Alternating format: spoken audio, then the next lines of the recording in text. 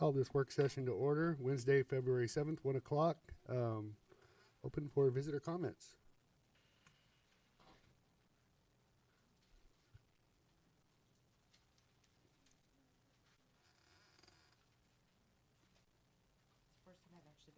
Do you want to state your name in the mic? Grab the mic, please. Gretchen Williams, City of St. Helens resident. And I'm here today to say I'm going to be organizing the Spirit of Halloween Town Parade again this year. Sure. The Chamber will be hosting the parade again, same as the past previous years. The parade is scheduled for Saturday, October 6th at 3 p.m. Going to follow the same route as we have the previous years. Still in the process of looking for a grand marshal and seeking sponsors. The other announcement I have for you is that I had requested Shedco that I take over the Scarecrow contest from them. I felt that I was probably the most interested person on that board last year that had the most interest in the Scarecrow contest, and it kind of goes hand in hand with the parade, Main Street. So they approved that I take that over. So I would like us to share that responsibility. I don't have any immediate plans to change anything different from last year. I want to keep it open to residents as well. I have the multiple categories, just same as last year. The only thing I might consider doing a little differently is the voting process. I would like to see that get more involved. One idea I got from the PUD and their voting for their calendars, having all the pictures displayed of all the entrants and their address located, and having a ballot box or something, hopefully at a local business storefront where the visitors can look at the entries and vote that way. Maybe to encourage visitors to drive around the town a little more to go see the entries in person. So I would like to, I'm going to seek one sponsor to cover my half of the prize winnings. Last year, Shedco covered it out of their finances, but so I'm going to seek one other sponsor. I don't want a whole bunch of people just because it gets all colluded with advertising and such. So it would be one sponsor and you guys. So that would be on all the advertising and marketing stuff, the one logo for my one sponsor, and City of St. Helens logo. But other than that, that's pretty much it. Did you have any questions for me about the Scarecrow contest, or? Do you have a budget string, a proposed budget for yourself to work through?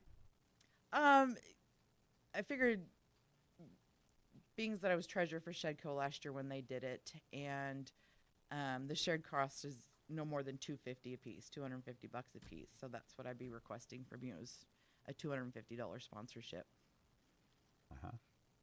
And do you have a team of individuals working with a team, or is it just you? It's just me. It's not a hard project.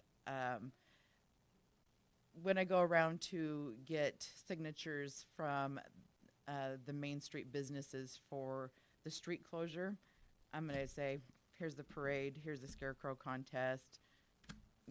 Contact me. I'll have an email set up for just the Scarecrow contest if they have any questions or anything like that. And using the same Spirit of Halloween Town Scarecrow Facebook page for voting. Awesome. So not a whole lot different. I just, Awesome. I'm glad to see it come forward. Yeah. All right. Kudos on both projects. Thank you. Thank you, Gretchen. Okay, any other visitor comments? Okay, swearing in of here we go. Was it moving quick enough? Please speak loudly into the mic so it has a hard time picking people up. State your name for the record. So I am Heather Epperly. I'm with American Family Insurance here in St. Helens. And we have a project that we wanted to look at doing. And we've been told we need to come here and kind of present and get approval to maybe move forward. So I'd like to pass out some information to you first so you guys kind of have an idea of what I'm talking about.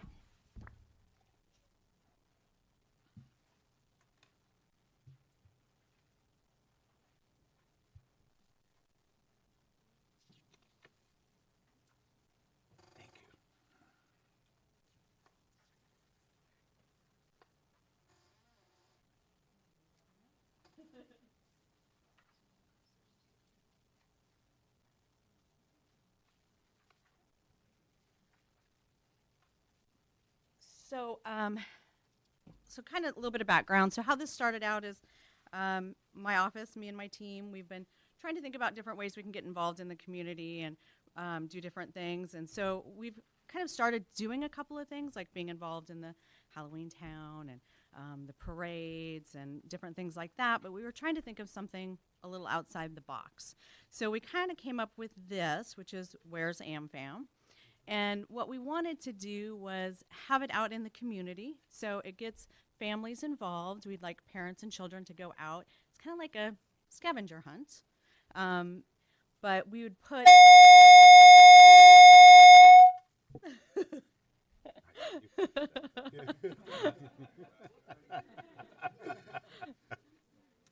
This is bit just a frightening. test, folks. This is just a test.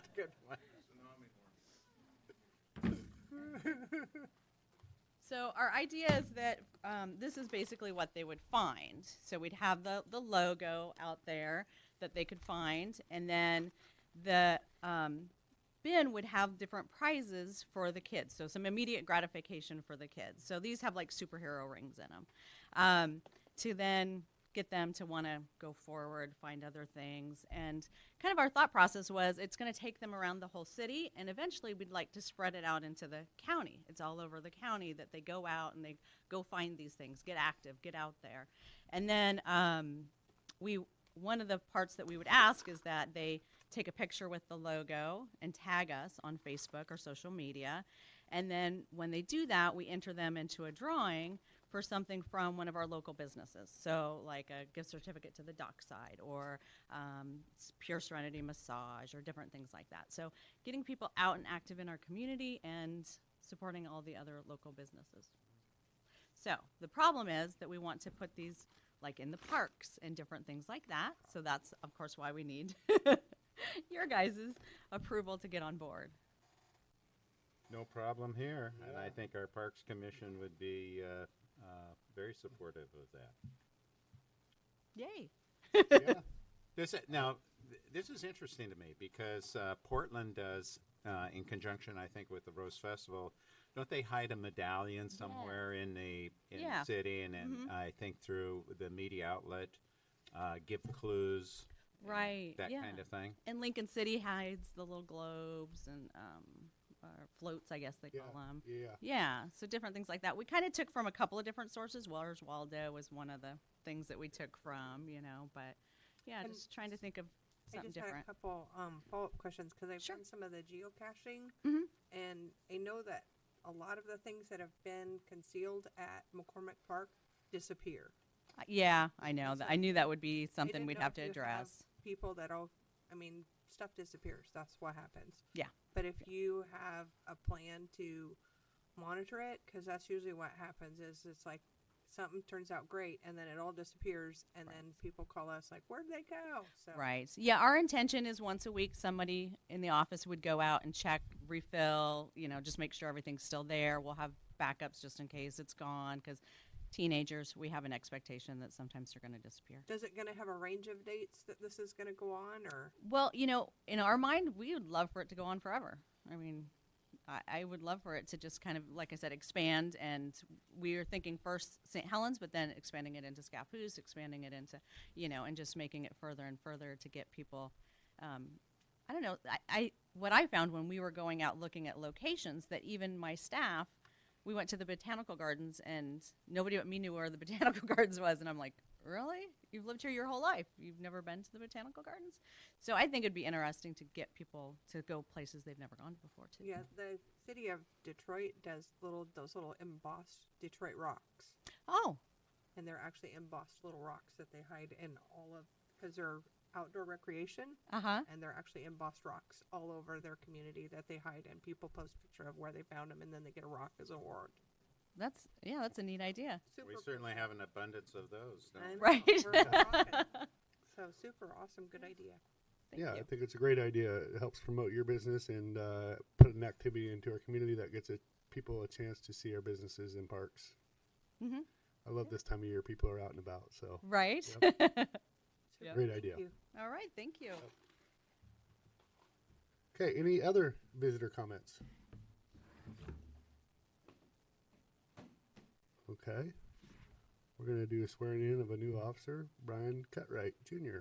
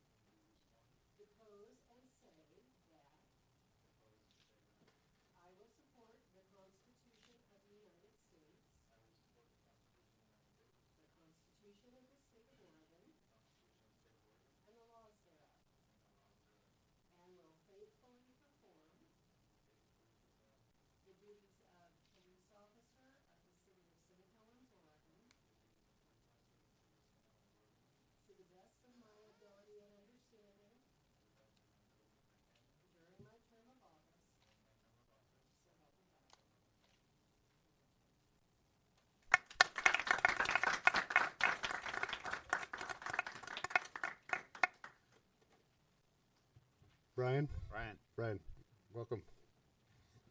Yep.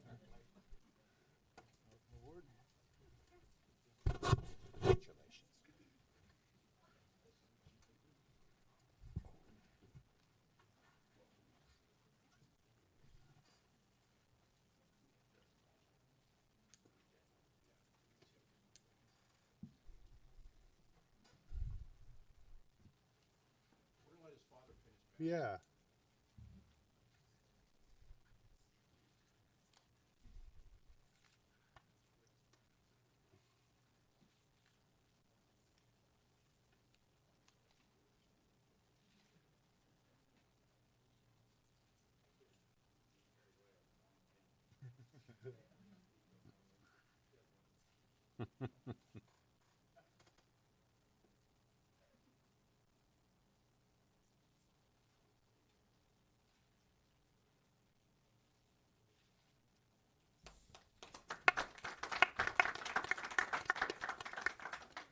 Okay, our next thing, Counselor Carlson, I'd like you just to touch a little bit on the program that you came up with the idea of and speak a little bit on it, just a little bit. Okay. Yeah.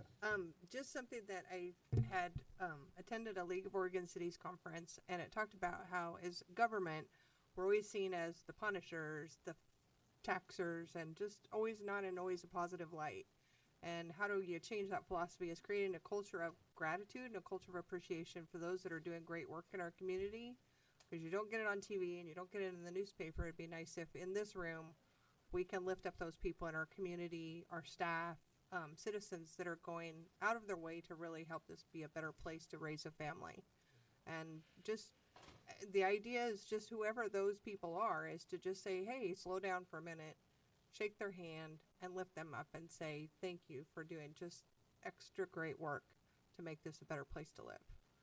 Yes, and so that being said, we wanted to recognize somebody for last month, and we were a little bit behind the ball as far as missing your customer appreciation day. So today we're actually going to be honoring Spud and Leona Sanderberg, St. Helens Ace Hardware. They've continued to serve our community for, I read 43 years as far as owning businesses in Columbia County. If you're not familiar, they're the owners of Ace Hardware. They have, throughout the years, supported many nonprofits. They have employed a lot of people in the community, giving them second chances. On some of the cases, I know people that have worked there, and they continue to give of themselves, and so I recommended you to after that write up in the paper. I thought, man, this is what Jenny is speaking of. Counselor Carlson is speaking of. This is what I read in the paper, and I got to see it firsthand. And You guys have always been very helpful for me when I come into that store. If you're a do-it-yourselfer like me, you know, it would be I'm going back to Ace, and you guys made that possible by weathering the storm for so many years. Because it's not easy to be a business owner. I mean, that's just one thing I know. If it was easy, everybody would do it. So I got a certificate I'd like to present you guys if you'd like to come forward. Spud and Leona. And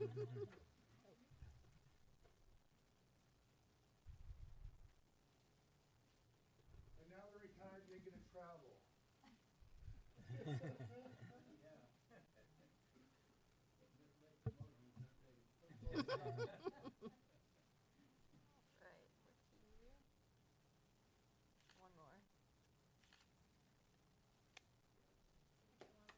Thank you. Thank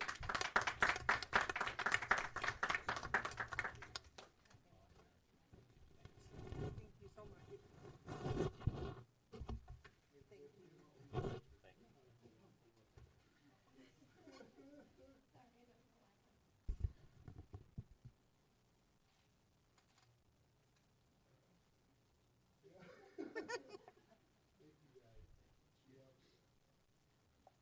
I just wanted to say, it's like, there's a lot of great businesses, there's this community, but just, I just see Spud and Leona out here coming to hearings, coming to city planning events, and always standing up for their community. And even when it's not related to their business, just because it's important to be present in your community. And they set a really good example for lots of young businesses. It's a way to connect, and and if you're not connected to your community, you're not around. And they just showed that that's the right way to do business and to still be here and to be able to be relevant for a full life. And I just appreciate it, and I look forward. I hope you're not leaving town, and you can be good mentors and good examples to other people, because you're just really, really wonderful family in our community. Well stated, Jenny. Yes. Very nice. And they're retiring, but they're not leaving. They're just going to be taking trips. I read that in the paper. They'll still be around.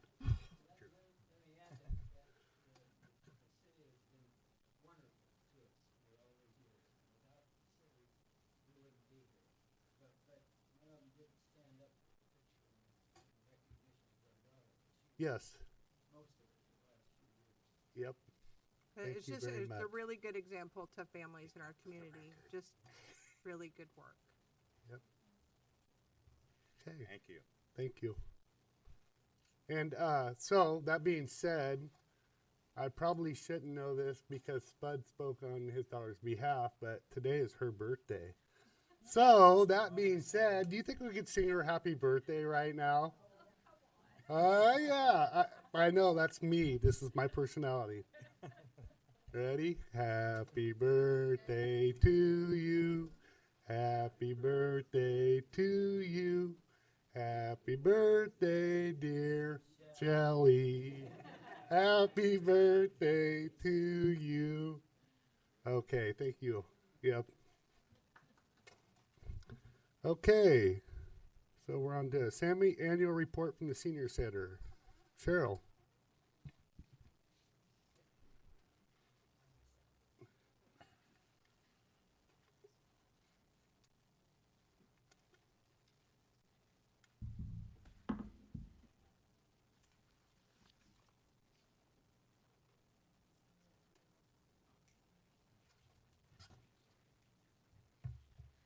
I like this change. It helped. Yeah, Good. especially for someone like me. Want- Okay, We want you to be comfortable. thank you.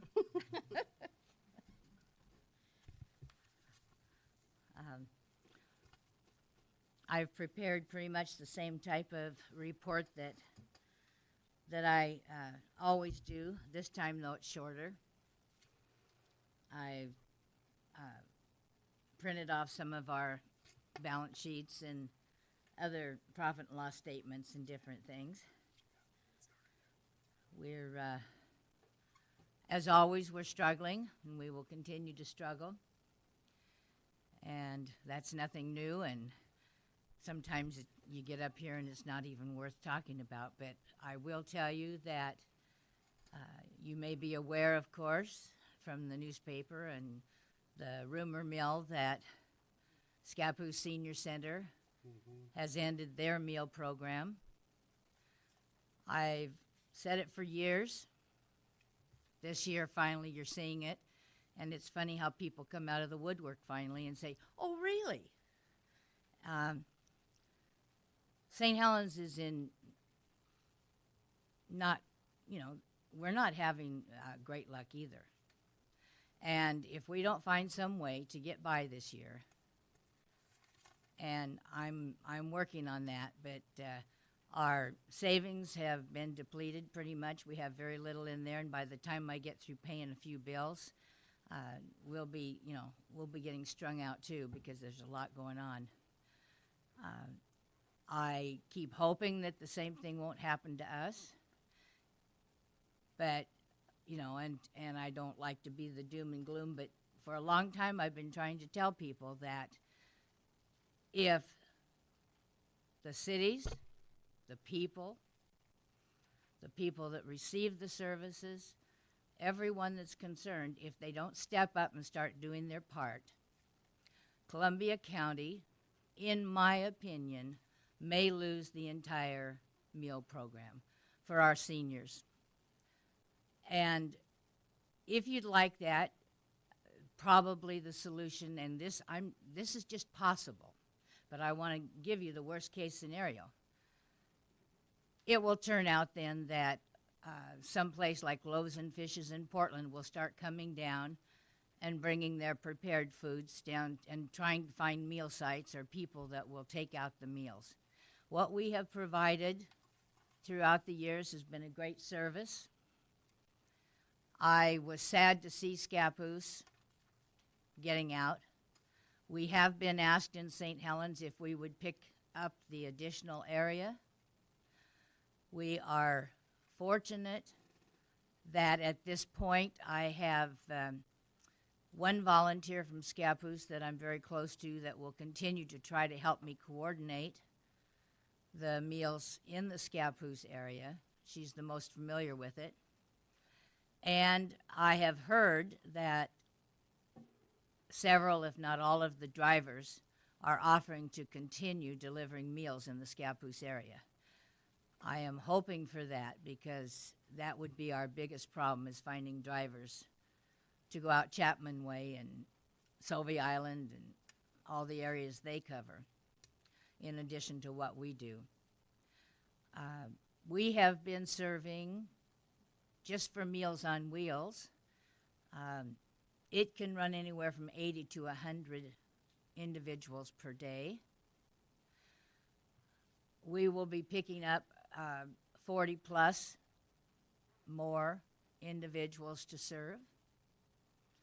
So we're going to keep busy. And of course, this is the beginning of the year.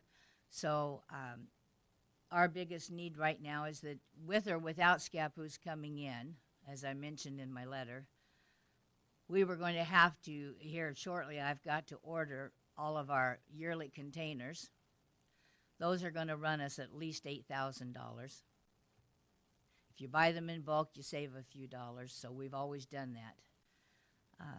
Our food bill this past month, I'm not sure how it got out of hand, except we did have our crab feed, so some of that, will be paid by that, But it right now, just one bill is looking at 11,000 plus. So let's just say it's not a great day for me at the moment when I go in. But I've been off for a few days because of medical issues, so I plan to try to bring this, more up to date. So what you're seeing, it may look good on paper, but we just got through paying our rent, our annual rent for the Top Notch thrift store. That was almost $60,000, I think, something like that, for the year. So that we took everything we could round up from our funds and did that. But the thrift store still continues to do well, and it is one thing that continues to support the meal program. So, and we've had, we try to get people to understand there are so many people out there that do not realize, they think it's a free ride. The government owes it to them. They've earned it. And they either can't afford to pay or they just won't. Those that do, I'm very grateful for. And that's what keeps us, at least going for right now. If everybody decided to stop paying, well, we'd be in the same place that Scappoose is. I don't think our community wants to lose our meal program. That's the biggest thing, one of the biggest things that goes on at the senior center. And that's, I think, why it exists, besides the camaraderie with the group. So I understand there may be funds, at least I heard this last year, at the end of the year, that there may be funds coming up from a new venture that St. Helens has. And, of course, the idea was thrown out there that perhaps in time nonprofits might be able to benefit from that. So I am hoping that now's a good time to ask, for some help with funds. And having said that, I mean, we have every year, we've gotten funds from Columbia City, to try to take care of their part. Scappoose, I'm hoping to go to the city and ask them for a share of what they, if they have been able to help with the Scappoose meals. But I'm asking that if you have this money, this new money coming in, please divert some of it toward the senior center and the meal program. If you have any questions, I'd be happy to answer them. I do have a question. Is that I drove for Meals on Wheels for a bit, and many on the route were outside the city. Yes. They were in the county. Have you, by chance, gone to the county to? Go ahead. Don't laugh. No, I'm sorry. I Go ahead. mean, it's a county problem. Have you gone to the county to testify so that the commissioners know that there is a problem and our public knows that there's a problem? Because there's more media coverage with the county. And I think that if you do reach out to the county, that it will help us integrate with the county and work forward and work together to get some funds together, to develop some strategy to do that with the county. So I see it as a county issue as well. I see it going back to the cities, and you stated that some of the city, well, Columbia City, how'd that happen, right? Yeah, well, it just is. I know I how guess it it's who happened. you know, and the Exa- fact that Exactly. they just offered, Right. and I had nothing. I recused myself. I see. Okay. Let's make but I don't care. I would vote for it anyway. Well, of course. Yes. We all want It's a that. good We thing. all want to move forward, and I hear over and over again that people don't realize and they don't know.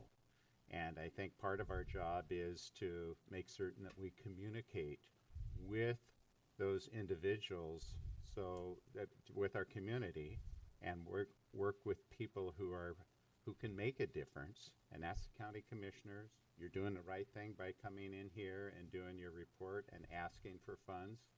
So we've got that on the record, and we can hopefully move forward. But I think one of the big missing pieces is over at the county. I had a question, just a follow-up question, and it might not seem pertinent now when it's 50 degrees outside, but I just wondered if everything got worked out with your heating and cooling. Yes. That's what I just wanted to hear from you to know how you weathered the winter and how things worked out, because a lot of times you come in here and we're like, yeah, let's work on it, and then we don't hear until the following year that things didn't really get worked out. So I'm going to ask you that question to see what the update is on your building and on your heating and your cooling, and to make sure that we're all on the same page and taking care of you. Okay. I would like to answer the first comment, though. We have gone to the county. The county commissioners are very aware of what's going on. They have been. In fact, Dale Highmiller, he has driven, just like you did in the past. So we have reached out to them and to the state officials. So, and educating the public, we can do a certain amount, through our newsletters and trying to get the word out. We can't afford newspaper advertisements. We do social media. Hasn't seemed to do a lot of help at the moment. So that's an answer to that question. Yes, we have reached out, and it's a county-wide problem. But if the city isn't, stepping up, then why should anybody else? Well, no, so that's what I think I hear Councilor Morton saying is, Cheryl, is that, and I understand that you have reached out to one commissioner, but when you show up at a meeting every Wednesday over there. I've talked to all of them. Yeah, But so- anyway, go and ahead. get it on the record. Then it says, hey, other cities are interested, but they don't see it just being their problem alone. They think it's a county issue, is what Councilor Morton is trying to address. And what I would say to that, Mayor, sometimes you would think that people are intelligent enough to pick up on it on their own without having to have someone go. I mean, I get a little frustrated because everybody that's got anything to do with politics or the cities or county, they should already have picked up on the fact that we have been fighting for years. Klatsk and I, they're Yes. just holding on. Sometimes we have so much on our plate Rainier. that until somebody shows up and actually testifies. Right. I mean, we get it all the time individually. And it's not, and we bring it to the council, or sometimes it's an oversight, and it's like, gosh, here they are. I'm glad you showed up. I should have mentioned it, and I didn't. But you showed up, so I'm glad you continued to push through, and you're a fighter. You know how this thing works. We And talked it's a about, daily- We talked about Scappoose last meeting because I had seen the announcement come out, and I said, I wonder what effect this has on. And then they said Cheryl's on the agenda for the very next meeting because I wanted to hear from you with the news from Scappoose. And Scappoose, the writing had been on the wall since sometime last September. We've all been Things- talking things about have it for been the last bad. 2 years. And It's and been bad. it's a daily basis for you to work with the senior center, day in, day out. So you know the grind. But our citizens aren't ignorant. They know that the senior center exists, but they've got to hear that there are problems with it. And they've got to hear it in here we hear it on a quarterly basis from your reports. And my point was with the county is that they need to hear it over and over and over again so that the word gets out in our community that there is a crisis, or there could be a crisis, with our senior center and Meals on Wheels and our total meal program. So that's all that Right, was and my point. I understand. I get very sensitive when it comes to this because I for one, and I'm not the only You're a one. huge I'm getting, advocate. You are, yep. I'm dedicated, but I'm getting worn out Mhm. trying to tell people in different ways. But back to to answer your question. Are you Council. warm on the cold days and cold on the warm days? For the most part, yes. I went through the fiasco from the last meeting. I had the letter from the mayor. I contacted several people, companies, and they came out. The first thing, of course, that they found out, as I recall, because a lot of this you just finally say, oh, just throw it away. The company that normally takes care of our heating and air, something had gone wrong, and they'd forgotten to turn it on. That's why we suffered all that time. Oh, no. And that was the first thing. Since then, we've had a couple parts go out, and thank you to the city for helping to replace this last part. We still need the system upgraded. Everybody keeps telling us how to do it, but they never come through with the proposal. So, and I, even with the letter, do not have the clout. People don't want to deal, with me. They want to deal with the people that are going to be paying the bill, and of course the company that does it currently, they want to have an assurance that you're going to vote for them rather than, so, or else they won't waste Use their them time. or use them. You mean not vote for them? Or, Use them. Yes. yeah, yes, give yes. them the contract. In other, so I had a difficult time. I just wanted to And- make sure it and- happens in this meeting, that it's on the record that we are supporting you and Yeah. taking care of your building. We And do people have aren't it warm now, confused. and since we had to go for a while again without the heat because the system, as I understand it, the main part of the system that is not working well is one system that covers the foyer and the offices and down the hall. That's where they need to add a different type of individual unit, they said. So, but we're getting by right now, and we'll see how it goes. Cheryl, if you need somebody to go with you over to the county and sit in, I will be more than happy to, because we want to impact the senior center as well. But we do realize that it's a county issue too, because of the outreach that the distance you guys go. So it'd be nice to partner up, and at least if you need somebody, I will go with you, the senior center, and advocate that.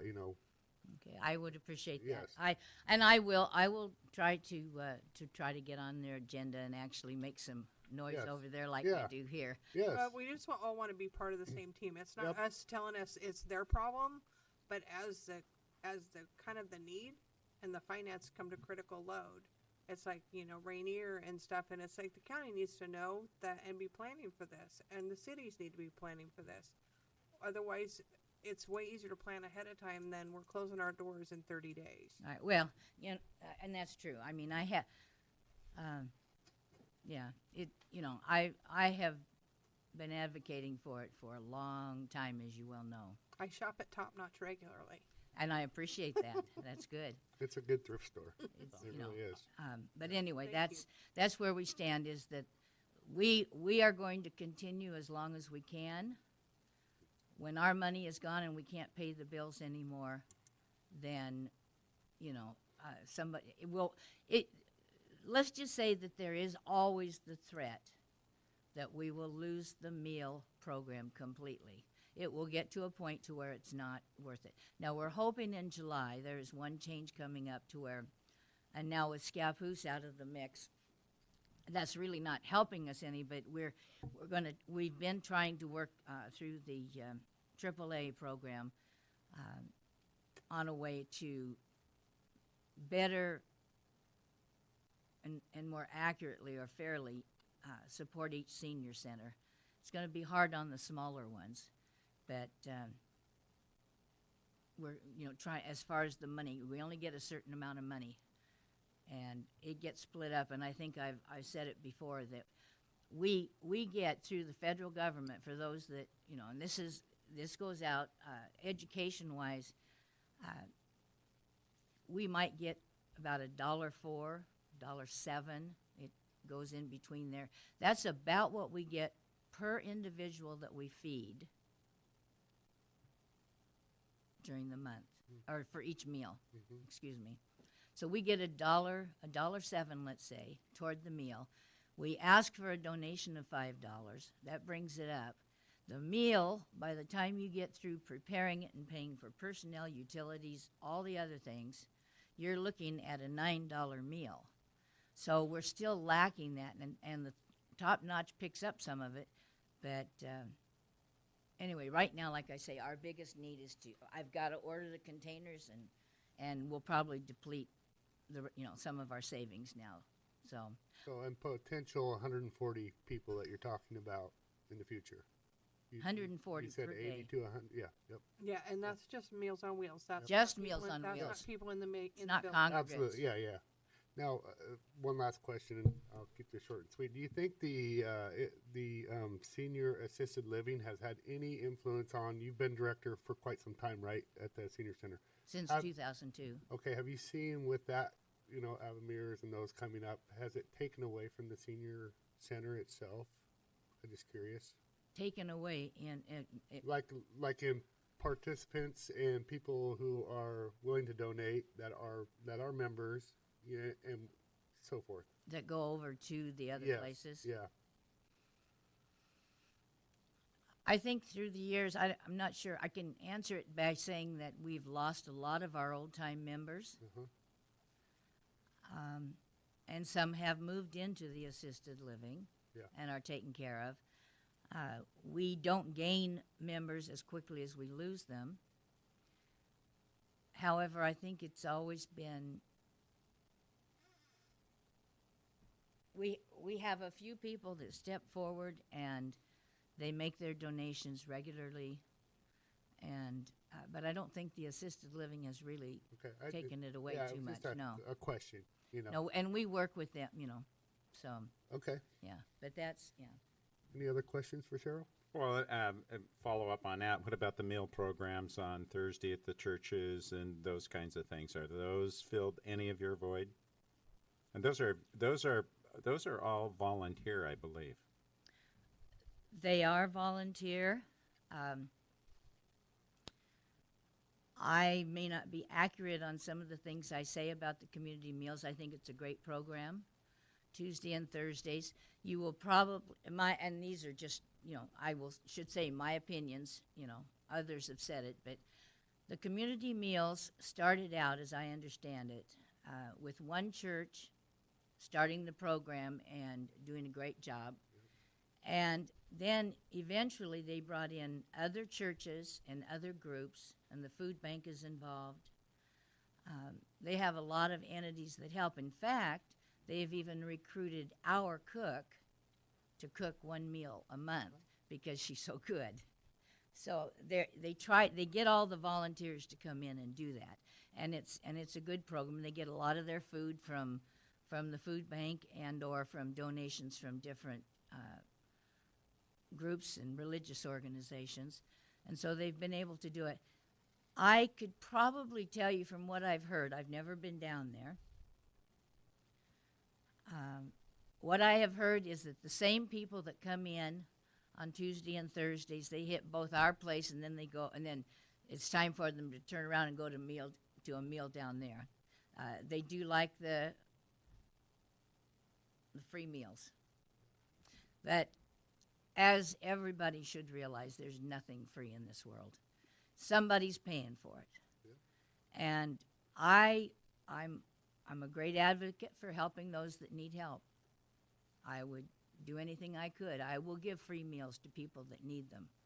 But for those that are saying, well, I need to hold on to my money because my sonny boy there, he's going to need it after I'm gone, or people that just hold on to it and hoard it, and this is the mentality of a lot of our seniors, is that's how they got to where they're at, and they don't want to give it up because they lived through the Depression. That's it right there. That's it So right there. so they and so people still continue to think that the government is paying for it, and the government is not.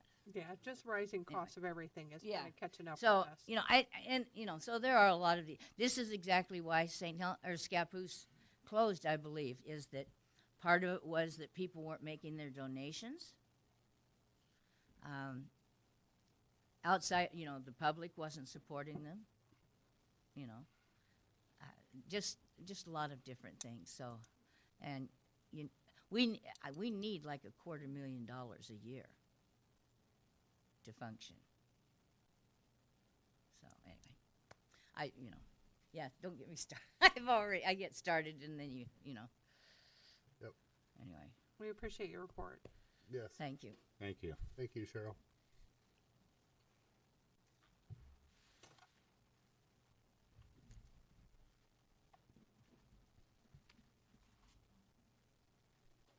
Okay. Now we're going to do an annual report from City Forester Brent Keller. There he comes.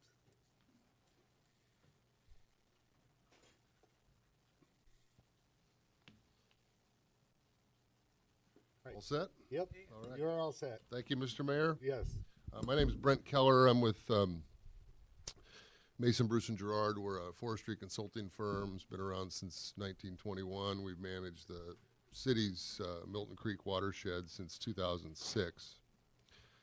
So I've had a pretty brief report here. We'll start off with a review of some activities we did in 2017 and then look at some proposed activities for 2018. We, in the spring, did a pre-commercial thinning project, 60 acres along Pittsburgh Road, right at that main gate there. It's aged 24 years, dug first stand. It was overstocked, a little behind on when it should have probably been thinned, but it was right at 400 trees per acre. Following thinning, it's now at 200 to 250 trees per acre. So we'll fully occupy the site. The stand won't slow down, and we'll have increased growth and health of that area from this treatment. Towards the end of the year, we did some regeneration surveys. Our last plantings were in 2013, 2015. We've had some dry summers, and I thought it was a good idea to see just what we have there. They were planted originally at between 400 and 450 trees per acre. You expect some mortality from drought stress, animal browsing, and so on. Drought stress, we really noticed that in the Christmas trees this last year. Right. And so, and some of these were actually interplanted. I think it was 2015 where we had a really rough summer and had nearly some complete failures, and then we interplanted, I think, in the spring of, or late winter, spring of 2016. So we did surveys of 3 stands of trees, over 66 acres. One of the stands was in that section 21 area, right in the middle of the watershed, north of Pittsburgh Road. A couple of the stands were over by Canaan Road. Came up with 277 average trees per acre for the 3 stands. So those stands are in good shape. We wouldn't want to see them fall too far below that. And I think we can just kind of take a high-level look at them this year, walk through them, and get an idea. Any additional surveying we do maybe be in 2019 if we think that's necessary. We just kind of monitor the weather and conditions. And what we don't want is to wake up 10 years later and you got brush growing, and now's the time to really monitor these plantations. So for 2018, we're not really in harvest mode now, but I'd like to continue with some silviculture and other forest management. There's a 38-acre stand. It's between sections 16 and 21. If you look at the map on page 5, you'll see that outline there in pink. So that's my proposed area. It's also at 400 trees per acre right now, and we'd do that same treatment, reduce it down to 200 to 250 trees per acre. So it would go from like a 10-foot spacing to a 15-foot spacing. And then the only other thing would be road maintenance. I generally work with you folks, the city and Neil, on roadside brushing. We do periodically and make sure culverts are cleaned out and there's adequate rock down on the roads out there. It's great you guys provide the public use, during hunting season and stuff, but the flip side of that is you got to maintain those roads. They get a pretty good use during the fall. So we take a look at that. That's all I'd really look to do this year. So moving to page 2, a little timber market analysis. Currently we're seeing the small Douglas fir sawlog market, which is roughly 5 inches to 14 inches in diameter, which is what the city's timber type is. Delivered prices in the local area are $750 to $850 per 1,000 board feet. This price is certainly higher than last year. It's been a super market. Starting this time last year through the summer, we saw prices come up when they never do, and into the winter. And the current trend, due to this mild winter when there really wasn't a shutdown due to snow or anything like that. Mills are at normal capacity due to the logs being able to freely flow to to market. There really isn't enough logs to go around in some sense, with the export market really hot, and you know, a lot of this market is driven, I think, in large part by high lumber prices, and you know, the housing market's certainly strong. And even though, like, the city couldn't is restricted from exporting, you still see a gain in your value, because in order to compete with the exporters, the domestic mills just have to pay more. So you'll see, you know, Weyerhaeuser or you know, the other exporters paying, you know, maybe $100, $200 over the domestic mills, but the domestic folks still have to, in order to get material, have to raise their prices. So I think, you know, if you did a timber sale right now, you'd see, you know, easily a stumpage price per 1,000 board feet, which would be net of the logging at, you know, $550 to $650 per 1,000 board feet. And your local markets would be, you know, Stimson and Forest Grove. You know, there's Hampton bought Banks Lumber in Banks, and then those Longview mills, Interfor, and Weyerhaeuser has a mill there as well for this timber type that we're in right now. On page 3, a little look in terms of some management planning.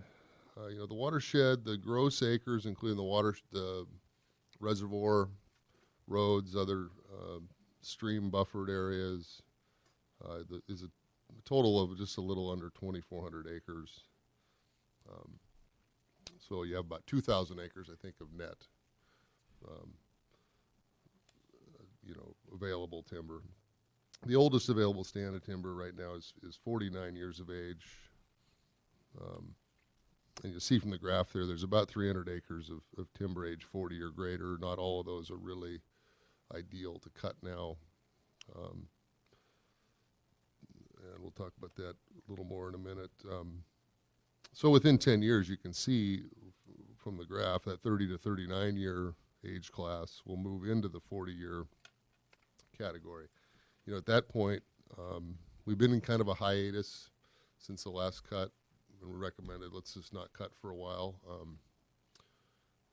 to let things catch up. Well, once it catches up here in the next 10 years, then you could look at an annual sustainable program where you could cut an average of 40 acres a year and, you know, maybe generate $500,000, you know, annually, assuming just average markets. And so as these graphs in time, I mean, in theory, flatten out, and there's all the bars are the same height, you'd have more of a regulated age distribution and forest. On page 4, I just briefly talk about future harvesting options. If you look at the map on page 6, which is south of Pittsburgh Road over by the reservoir. Reservoir's kind of just a little below the middle of the page there. You see Salmonberry Creek and Smith Creek coming in. There's these 2 readily available merchantable timber stands. It's about 100 acres total. They're right in the middle of peak growth, from, you know, age 45 to 55 years old, vigorously growing. You know, if you sold both the stands now, you'd be back to this creating another break, 5 to 10 year break in available timber, while that 30 to 39 year class, kind of a submerged class, matures. So one of those stands, option number 1 on your map there, is 44 years of age, has an inventory. We've cruised that, has an inventory of about 1.2 million board feet, and is a viable harvest option. So in the near future, during a peak time in the log market, I'd recommend looking at harvesting that. Be a good option there. That's what I have. Any questions? Yeah, I've got a comment or two, and one was a term that you used that I worked in the woods quite a bit, and when I was going to school, and high level look. What do you mean by a high level look? Is that the use of a drone, or is that a different perspective in time? I meant just we could walk through a plantation without doing, like when we did the survey, we stop and maybe for each acre that's out there, we put in a couple plots, actual measure plots where you'll look at how many trees are within a 100th acre radius. So that'd be a low level look. We're really putting in plots, doing an actual sample. So if I walk through that stand now at a high level, I'd conclude we got to do a survey. I can't tell. It's not consistent. There's holes. Then parts of it seem like they have a lot, and I can't conclude by just walking through or driving by. What's great is when you can drive by and I see nothing but trees, and you know you're home free. Does your management group use drones by chance?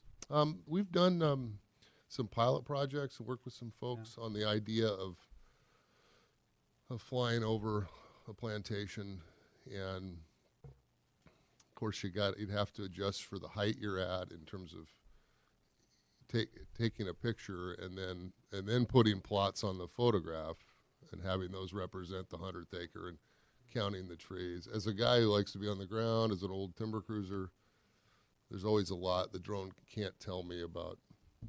If we have a lot of browsing, or I see some brown trees, is that drought stress? Is that nitrogen? Is that variety of issues that flying over stuff can't answer. So I would still say the drones, maybe they'd be more of like a medium level look. They wouldn't answer everything. So then one other comment that I have, and this is for the council and for Public Works as well, and budget people as well. So you mentioned the word sustainable harvest, and that's been a key word for some time in the management of this plan. We're to a point now where you say it's within reach, 8 to 10 years out, to where we can rely on sustainability of harvest and budget for it. That to me is a huge breakthrough in terms of in terms of managing that forested area. And I just appreciate you saying that. And I think when I came on council quite some time ago, that was the discussion. We need good forest management so that we can get into a sustainable harvest and a predictable outcome of marketing our timber. So I just appreciated your report, and I appreciated that part of it. And I want to remind council that is what that stand of timber up there and that property is capable of doing. It's capable of giving us some sustainability in its harvest, in its harvestability of producing revenue. Appreciate it. Thank you. thank you. The only question I have is, so you're recommending that we wait on any future harvest until the markets, and how do you predict the markets? Well, the market is at 20-year highs right now. So now would be one of those times, if that's something the city wanted to pursue, we could look at that. I talked to John in the last fall briefly. Thought we were still in kind of a mode of letting it grow, and which I think is a good option. Yes, but you can get to a point where they get too big, right? And then they're really not meet that market size. We're ways from that. I don't know that you'd have in our lifetimes, anybody here's lifetime, we wouldn't probably reach that again. I will say you often hear that they're too big and they're not worth anything. I think, it depends on the mill. See, the Stimson or those stud mills will start to penalize you, and they'll pay less for bigger logs. They're not set up for it. But there are larger, log cutting mills like Columbia Vista and RSG that bought the sales 2012. And are they 2014, they're cutting larger Are logs. they local? I mean, Columbia Vista's in Washougal. not bad. And now we manage the city of McMinnville's property. They still have a lot of larger logs. They have average 30, 40-inch trees. And you're seeing those mills from southern Oregon come up and buy because they're cutting a high-end product for timber frame homes. And so there are opportunities with larger logs, I think. But you're decades away from being restricted in terms of marketing. You're in a really safe position in terms of the size of the trees out there right now. But yeah, RSG is in Kalama, so. Yep. We have our first residence in Scappoose of laminated timber. Is in construction right now. Oh, the cross-laminated timber? Yes, Oh, that's great. That's correct. Yeah, and that certainly provides what Rick was talking about, local markets. That certainly, I think that market is in, or that mill is in Roseburg, if I believe. Yeah, they're down in Riddle. I think DR Johnson, I think, is the big player now for that CLT stuff. Big shot in the arm for the timber industry, I believe. Right, and and people have done a lot of work to get building permits, requirements changed, and so even right in the city of Portland now, they're putting up, I think, a 4-story building in the Pearl District. Yeah. It's all wood, so yeah, it's really a neat breakthrough. Good. Yep. Any questions? Thank you, Brent. All right, thanks a lot. Yep. Thank you. Okay, annual report from city auditor for 17 and 18. Ken Allen. All right. Thank you for having me. You should have like a 4-page document that I'll kind of be referring to as communication of the governing body. I'll also kind of refer to the large financial report as we go. The purpose of the audit was designed to determine fair presentation with generally accepted accounting principles, auditing standards, as well as Oregon municipal audit law.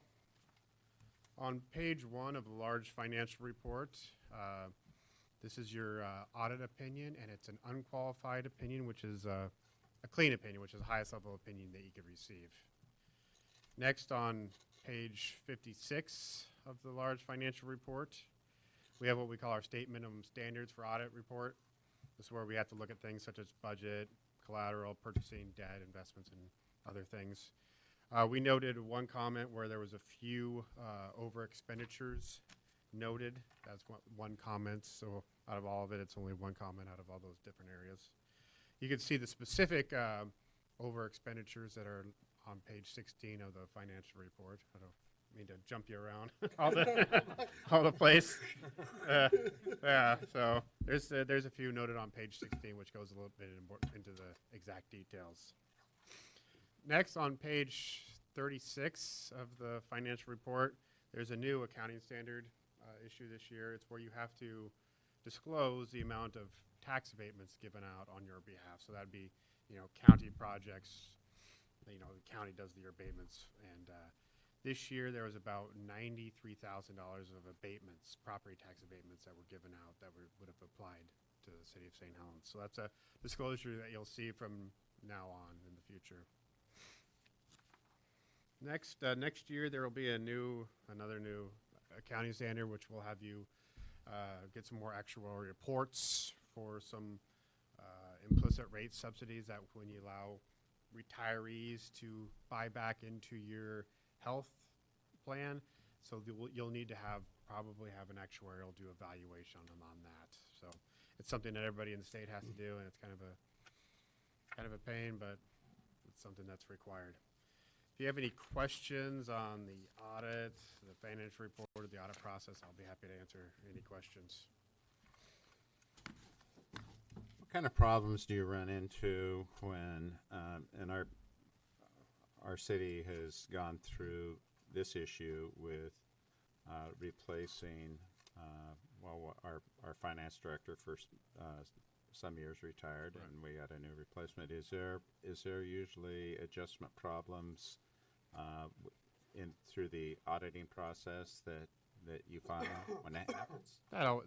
Everybody does something different. So yeah, there's always some sort of problems and some sort of issues where John, who used to be here for I don't know how many years, would have something that he would do in his head, and it wouldn't be always written down, and then that great process would always get lost. So that's why we always encourage our clients to write down, document their internal controls in writing pretty well, so that anything like that doesn't, slip through the cracks, some great internal control and processes don't ever get missed. But that's always happens in a process, especially now. We're seeing a lot of baby boomers, maybe like John, retire, and people of my age didn't go into accounting, so you have a huge about 20-year gap of people between 55 and probably 35 that go into it. They actually went into computers instead, because people that think like accountants also think like computer people. Go figure. So there's a huge gap of a generation of not very many accountants out there. So it's difficult when you do. I mean, maybe it's going farther than you want of finding, lots of us out there. There's just not as many as there used to be. So Just thought I'd ask that question because for us, I thought it was, in my perception, it's been pretty seamless with Matt coming in and filling the shoes of John. And if there was anything major, it's something we would have been talking to you about. There's always small things that we talk to staff about. But You got to find something, right? yeah, we always got to find something. We always have a list of 8 to 10 small things that we go through that don't meet to the level of coming to the council with. Yep. Any other questions? Well, okay, thanks. Great, thank you. Yep. Okay, second quarter financial report. Matt.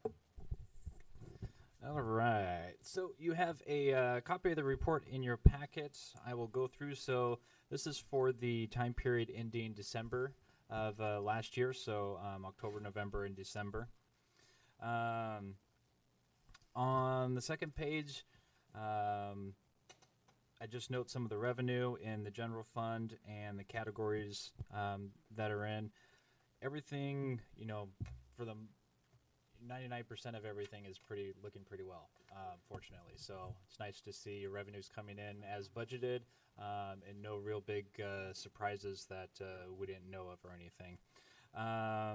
If you look on the next pages 3 and 4, I do a brief breakdown of each department in the general fund to just kind of show you where they are at as far as expenses. Most of them are right around that 50% mark, which is what you would expect to see. So no real big surprises there.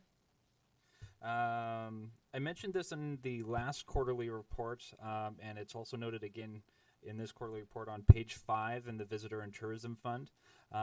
Because of how much revenue we have coming in and the expenses coming out, we did not budget enough in, or we under budgeted our expenses with the new contract for professional services. So we are aware of that problem. We noted that on the last quarterly report, and you'll see a transfer coming probably in March or April when I get that in, when I do a couple other budget adjustments to correct that issue before the end of the year.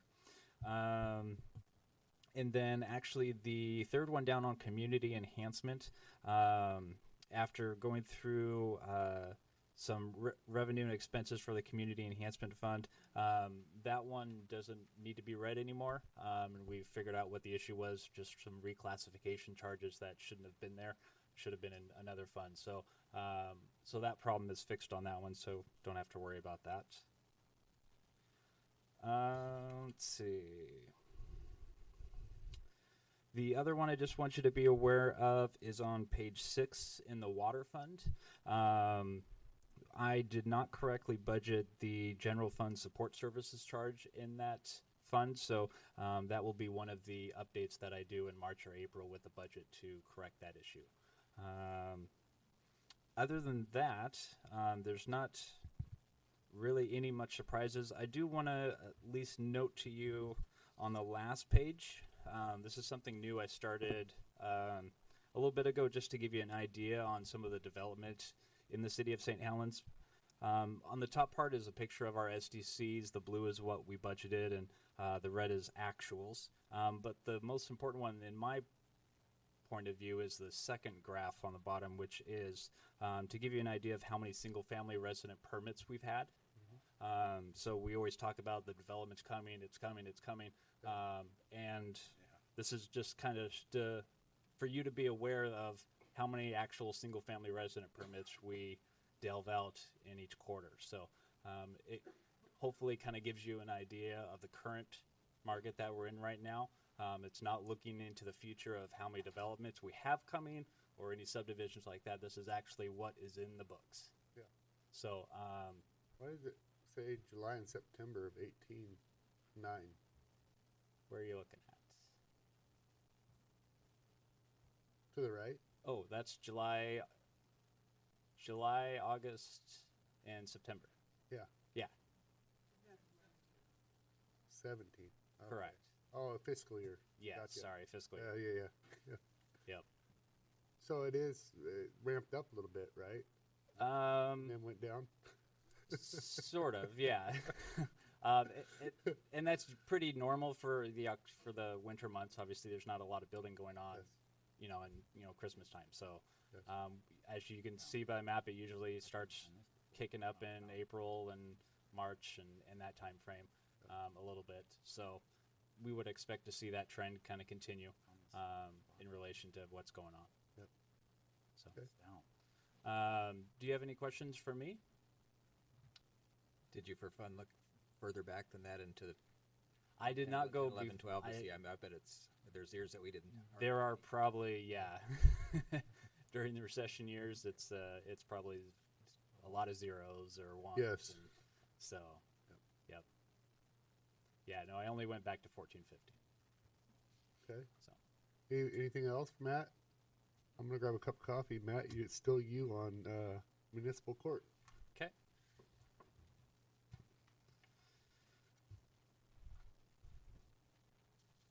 So, once again, you have the quarterly report in your packet. As always, I love charts and graphs and colors and pictures. So,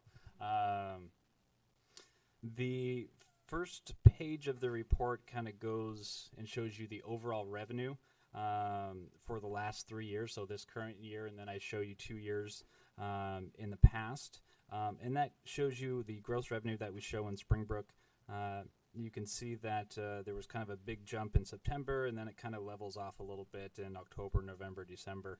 And that September month is when we got a lot of old cases closed and filed and paid and everything. So, in that every quarter we actually do a transfer. So when somebody actually pays something to the court, it's entered into our court system.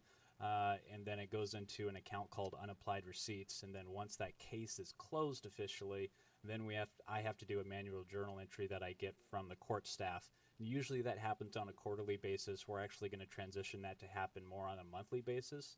So that little spike you see in September, we're hoping you'll see a more kind of a steady monthly increase instead of a big spike at the end of every single quarter. But overall, probably one of the most important parts on the revenue is to kind of look at where we're at compared on a quarterly basis for the first 6 months. And that's in the second graph below that and in the writing below that we have brought in about $135,000 in revenue and compared to the previous years of $113 and $91. So we definitely see an increase with some of the changes that we're making over there as far as the process and kind of the culture of what we're doing over in the court department. Are there any questions on revenue? Okay, I'm going to jump to the second page, which is the expenses. So you'll see that big spike in July. I mentioned in the last quarterly report that the beginning of the year is when I usually do all those once-a-year charges for like the IT department or something like that.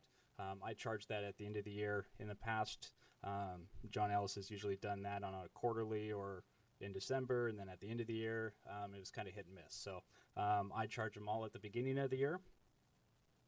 The most important on the expenses part is in the last paragraph on the bottom that I just want to talk about briefly. Obviously, the goal of any department is to run revenue neutral. That's the point. So I wanted to give you an update of kind of where we are and where I can point to financially speaking. Now, obviously, there are a lot of aspects to the court department, and we've had a ton of discussions about the purpose of the courts and everything like that. But I at least wanted to give you kind of a financial point of reference of where we stand right now. As of right now, for the first 6 months, we are operating at about a net loss of $67,000. In the previous years, we have operated at a loss of about $115,000, and then 2 years ago was $88,000. So we've definitely made some huge improvements. Some of that is because of our new contracts, and we're paying hourly instead of a regular, 3-day rate or something like that. So we're really paying for what is actually being used. Any questions on the expenses? So I'm just going to jump ahead to, these are some of the charts that are normally seen in your quarterly report. For the number of charges filed through December, we're at about 650. You can see on the far right, I kind of projected what we should be at the year end, which is almost 1,300 if we continue on the same trend. That is well above many of the past years. So definitely seeing an intake of more charges and filings coming through the court department than we ever have been.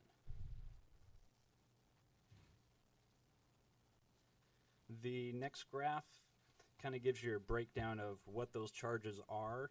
You can see most of our come from criminal, and then traffic is the second highest. The other smaller ones are like city ordinances or any kind of restitutions or anything.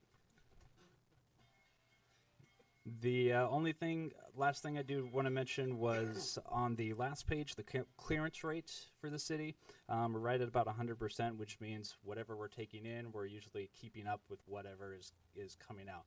I would like over the next 6 months to see that get above 100%. That basically tells me that we are really working on clearing out some of the old stuff that has been sitting there.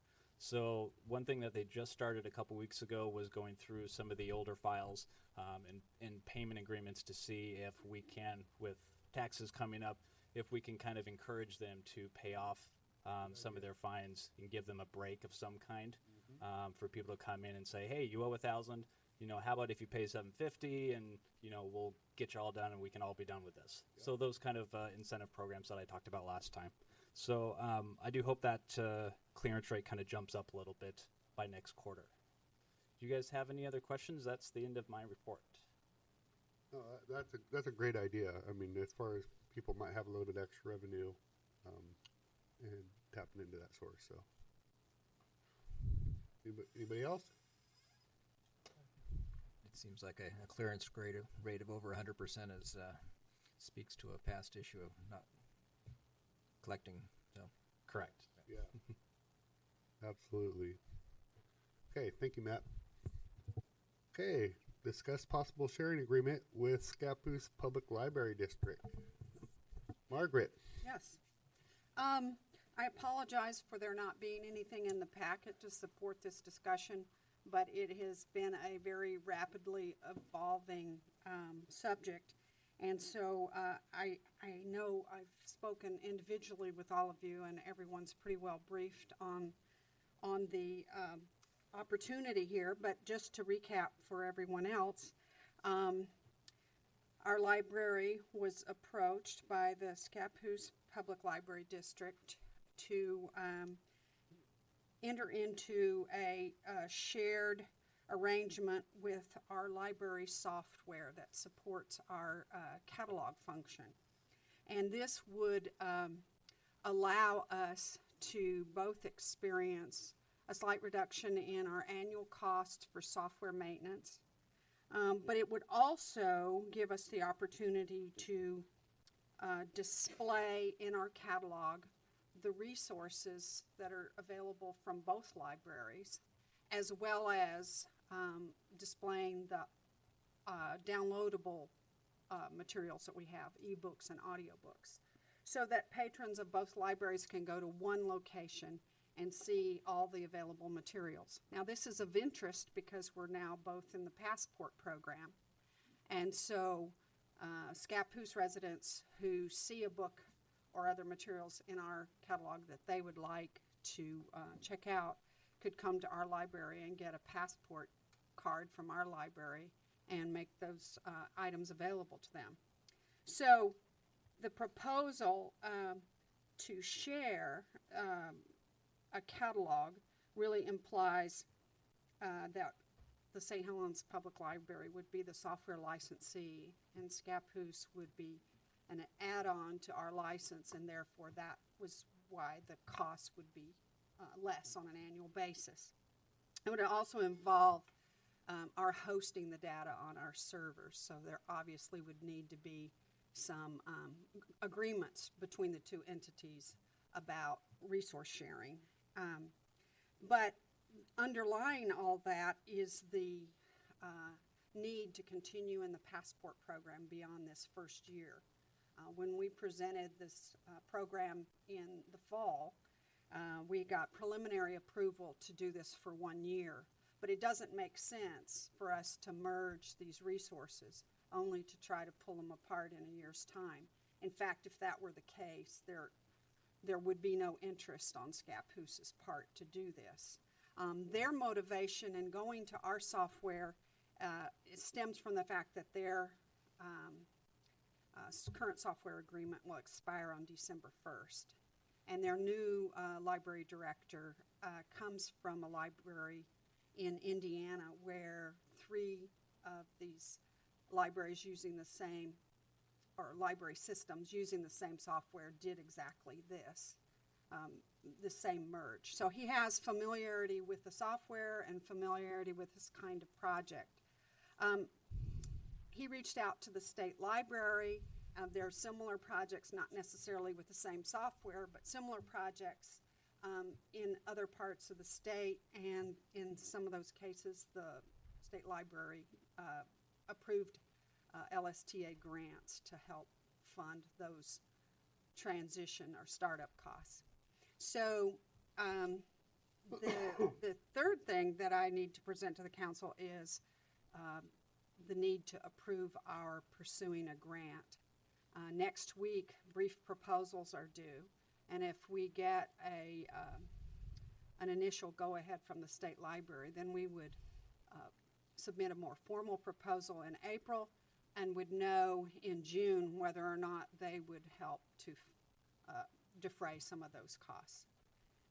I think the long-term benefit of this project, in addition to some reduction in costs and in more broadly sharing and making available the two libraries' resources through the Passport program, is that it would be, I think, a building block for future library cooperation within the county. I can't speak for other libraries, but I think when you have 2 libraries side by side that are sharing the same software and sharing resources, there is an opportunity, I think, to build on that. And so I think it's a real hopeful sort of development in terms of starting to connect library services. The Passport program obviously is a big boon. Just in the first month of this year, we have seen almost twice as many non-resident library card renewals or applications compared to last year. So we're getting a lot of feedback from our patrons that they really appreciate having these expanded library opportunities. So to recap, I need permission to enter into a resource sharing agreement with Scappoose Public Library District, permission to apply for an LSTA grant, and permission to continue more or less long-term in the Passport program. So those are the 3 things. I just, from my standpoint, because I've been out and about with a lot of libraries, I just think that, you know, society's changing and trying to make our libraries more relevant and expand the purposes and be more, add more services to our community. You've set the bar so high, Margaret, and you have gone above and beyond. And this is just another example of you hitting a home run in making sure our library is giving 200% to our community. And for me, this is a no-brainer. These are all 3 really good plans, and a backup plan and a contingency plan that's going to make us, the library, relevant, you know, for a long, long time. So I just think it's a great idea. You've thought of all of pitfalls and speed bumps, and you've just really covered it. And so I think it's an awesome plan. So for me, it's a yes on all three. Well, what I feel, I concur with everything that you said, and well said. And one of the things that I really am excited about is that the library is leading the charge of teaming with another city and expanding and working outside of just our municipal boundaries. It's exciting to me to work with other municipalities, working together, and to me that's the exciting thing. The library's leading that charge with this. Hopefully librarian Scappoose and the library with you are just all on board, because this council, I believe, is certainly on board. Scappoose Public Library is actually a district, and their new library director has talked with their board, and their district board is in support of this idea. Great. And it just seems like it better serves both of our communities, So that being said, I got a head nod on the passport and all the three proposals. All three. Is Yeah. it just a head nod, out. Kathy? Keith? Is it just yes? Go ahead. Yeah. Okay. All right, great. All right. Okay, Mark, I'll keep you posted. Margaret came and bounced this idea off me, this collaboration with the library district and Scappoose, and it just, I think there's benefits beyond even this partnership and the passport. And the passport's kind of a baseline. Everybody's doing that now. We're using each other's resources, resource sharing, the things we do with Columbia City, and providing their building inspection services and their water capabilities and sewer services. We're taking those public assets and spreading them out, and It's just more people benefit. It's going back to what Doug said about the senior center in the county. It's like we're stronger together. Yeah. And everything's gonna be better when we work together, and this is just awesome. And the outcome, the long range outcome, is get the entire county together, networked. Just not Scappoose and St. Helens. Right, but it's like you gotta chip that tree down Good. one little bit at a time. Good insight, good work. Awesome. Thank you, Margaret. Okay. Continue discussion on parking at the end of Strand Street. Sue. Hi. Hi. So at the last meeting, there were some concerns expressed by the council and probably from some comments that had been received from a couple of the business owners down here on Strand Street, and wanting to have the staff look into some possible parking solutions or some, maybe not solutions, but some way to alleviate some of the parking concerns that some of these people had. One of them specifically being people using spots directly on the street, directly in front of businesses where there's unrestricted parking, so they can park there as long as they want without any penalties, and then having customers not being able to use the spots that are closest to those businesses.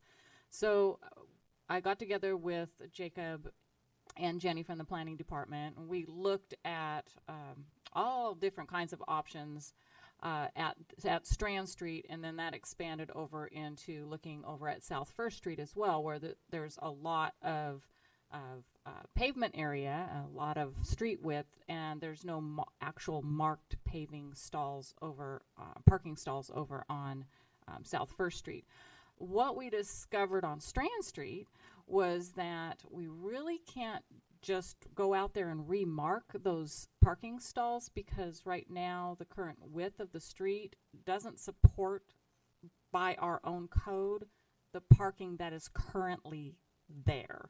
So if we went to modify that in some way, we'd have to completely reconstruct the end of Strand Street, and if we wanted to try to restripe it and add some additional spots, that would be a very high cost and ultimately would not grant us very more parking spots. That I have a little memo there on your desk that's got kind of sketches and a little summary of the pros and cons looking at each one of these little options. Now, to address the issue of parking right in front of the businesses, I think that's pretty simple. I think it would be fairly easy to extend the 2-hour parking around the corner on the sketches that are included with the memo. The first sketch shows, and you've all seen this before at some point in the past, the current parking configuration as far as 2-hour, where there's 2-hour parking and where there's unrestricted parking. That was put together by Jenny in the planning department. The second little colored sketch there is what we're proposing to be some changes in the current parking configuration. So if you look over on Strand Street, you'll see a purple stripe there on those parking stalls that are immediately in front of the Muckle building on Strand. And we're proposing to change those to 2-hour parking. So 2-hour parking would wrap around Cowlitz Street and come down around Strand. And then that could maybe be a first phase, and if that was successful and didn't have a lot of issues with some of the residents that also live in this downtown area, that 2-hour parking could potentially be expanded to a few additional spots as you continue south down Strand. Now again, these are all existing striped parking spots on Strand Street. Wouldn't touch any of the parking over on the east side of Strand, just leave that the way it is. Again, there are a lot of available parking areas down at the south end of Strand that many people use. They are not striped, and we can't go in and stripe them because the width of the street does not support the parking configuration the way that it is, so we can't change that. The next recommendation is over on First Street, and that would be to, again, change the unrestricted parking on the east side of South First Street, just right up by the Cowlitz intersection, which is currently unrestricted parking, and change that also to 2-hour parking. And then continuing south of that on the east side of First Street to change the rest of the parking along that side of the road from 2-hour, which it is now, to unrestricted time limit, which I think makes a little bit more sense because you don't have a lot of businesses with high traffic turnover on that side. You would still have 2-hour parking available on the west side of the street for the businesses that are there. And then what we would do on the next little sketch, what we would do is actually stripe in additional angled spots on the west side of the street. And again, because of the existing width of the street, we can only support parallel parking on the right side of the street, on the east side of the street. So we would be able to add, I believe it turned out to be about 17 spots on actual marked spots, which people parallel park along there all the time. However, if you park in just the right spot, somebody else can't park. There's not enough room for it. So if you mark the spots and people park efficiently, you're going to end up with more available parking for people. So this is what we're proposing to help just organize the existing availability of right-of-way and space that we have. I put the other options in here, just kind of sketched out real quickly what some of the other options would be. But there's multiple issues with those. Number one being cost of quite a few of these, and they don't seem to pan out logically to be able to get enough benefit to justify the cost of what these would be. And I don't know if Jacob has anything to add to that. I have a question. Yes. Regarding option 2. Option number 2, yes, sir. And that's the loop of looping Strand Street to First Street. Correct. And I'm just curious why why the lines don't line up in terms of lots and in terms of the street width. The lot that's marked 330 with with that building has, it looks like maybe a 7 or 8 foot jag in a linear line. Why is that? Do you know? Did anyone? Because the 40-foot right-of-way that is adjacent to 330 South First Street Right. is not wide enough to support a road, 2 travel lanes, which you would have to have, plus parking stalls. So it would have the width. And again, these are just rough sketches. They I see. could be scooted around a little bit, Oh, but good. you have Okay. to have the width greater than 40 feet Of course. to support the parking and travel. That's why, lanes. and I was wondering why that property line Yeah, didn't so come, yeah, come it's a- down to 80 feet, and because it certainly has that potential not to stay just on that 40-foot line. It certainly has a potential to move down the page south.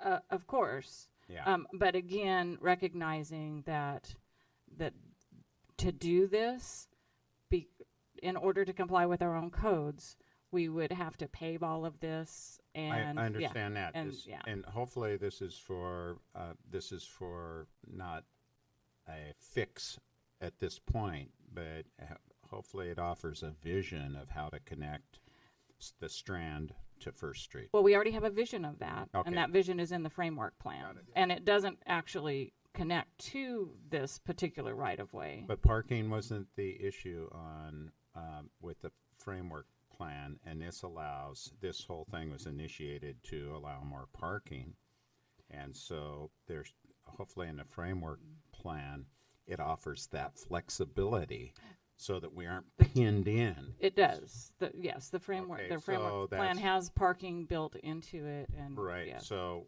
when it comes to that flexibility, I just want to I want to go on record that this is one avenue for parking to be accessed by the Strand and by First Street and by the businesses around there, if that street is widened just a bit. that it is an option. Okay. So just to recap what you said, just the striping that's recommended is going to add 17 spots. It's going to designate about I think it was 17 spots just on the east side. 8, 9, 10, 11, 12, 13, 14, 15, 16, just on the east side. So it's not additional Oh. spots. It's just 17 It's spots. people are parking there, but not necessarily parking efficiently. So it will be I'm going to say at least 17, and I've tried to do this very conservatively. There might be another, when you actually get out there and measure, might be able to squeeze in another 1 or 2 spots. But that's just on the east side of First Street. And there's additional spots on that we can stripe as angle in on the west side. Yeah, the end of Strand Street, I won't even go down there. My car is too big. I cannot Yep. turn around. Yep. Because it's tight. You can tell with the big 4-wheel drives, if any of them get down there and the boat and people are parked weird, it's like, if I get in there, I'll never get out. Yeah, what's weird is you actually can see the way it's drawn out. It narrows down right about the middle of those. Yeah, Just that- past the muckle, it starts to narrow down. It- Like it weird. does. Yeah. Yep. I think that's a good temporary solution to let's get it striped. What would it, I Okay. mean, not to make things complicated, Mhm. but we like to make things complicated. As the weather gets nicer just today, with the better weather just today, Mhm. I couldn't find a place to park between Where? that street. Because of all the 2-hour parking, there's only such limited non-2-hour parking, and we're in here for more than 2 hours. And it's like just trying to find a place for my own self to park. How hard is it to leave the gate open to the waterfront to where people could park out there in a limited?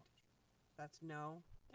Yeah, then we get back into development code issues, But I mean, paving, But I mean, we've opened it for events, for temporary. for parking. special That's what I events, mean. for Just like temporary purpose. If we have stuff going on down here, it could be opened on a Saturday or something. When somebody's monitoring it, it's not too bad, but even when we go in there to do something for 5 minutes, People are crazy. We'll have 2 or 3 cars come in, and Oh yeah. nobody's standing right at the gate. Well, and I worry too because people are walking that path, and there's kids and there's dogs, and Absolutely. there's nothing that separates cars from yeah. foot That's traffic. that's a big concern is being able to maintain some Safety. ability to control access to that property for safety purposes. Right, just Yeah. for safety. I'm just thinking of as much as people enjoy taking their children and their pets out there. Absolutely, absolutely. And And just down in this area, and I realize some people have, disabilities and stuff that need to get closer to buildings, but just out of my own curiosity, I went over 4 days in a row in the city parking lot over there, and there was over 60 spaces available. Oh, I know there's spaces over there today, 4 but I'm days running in a late. row at 11 o'clock. It's 5 minutes to 1, and I gotta be in here. Yeah, That I was- that was- understand. That was going to be my comment, that this report kind of assumes that there's a problem. Yeah. And There's a it- presumption that it- that there's something needs to be fixed here, and we have. It's addressing a request, but we do specifically comment that we feel that it's a perceived problem, Yes. and we don't see any actual evidence of a problem. But I think the 2-hour parking is gonna keep people from being there for 8 hours at a time.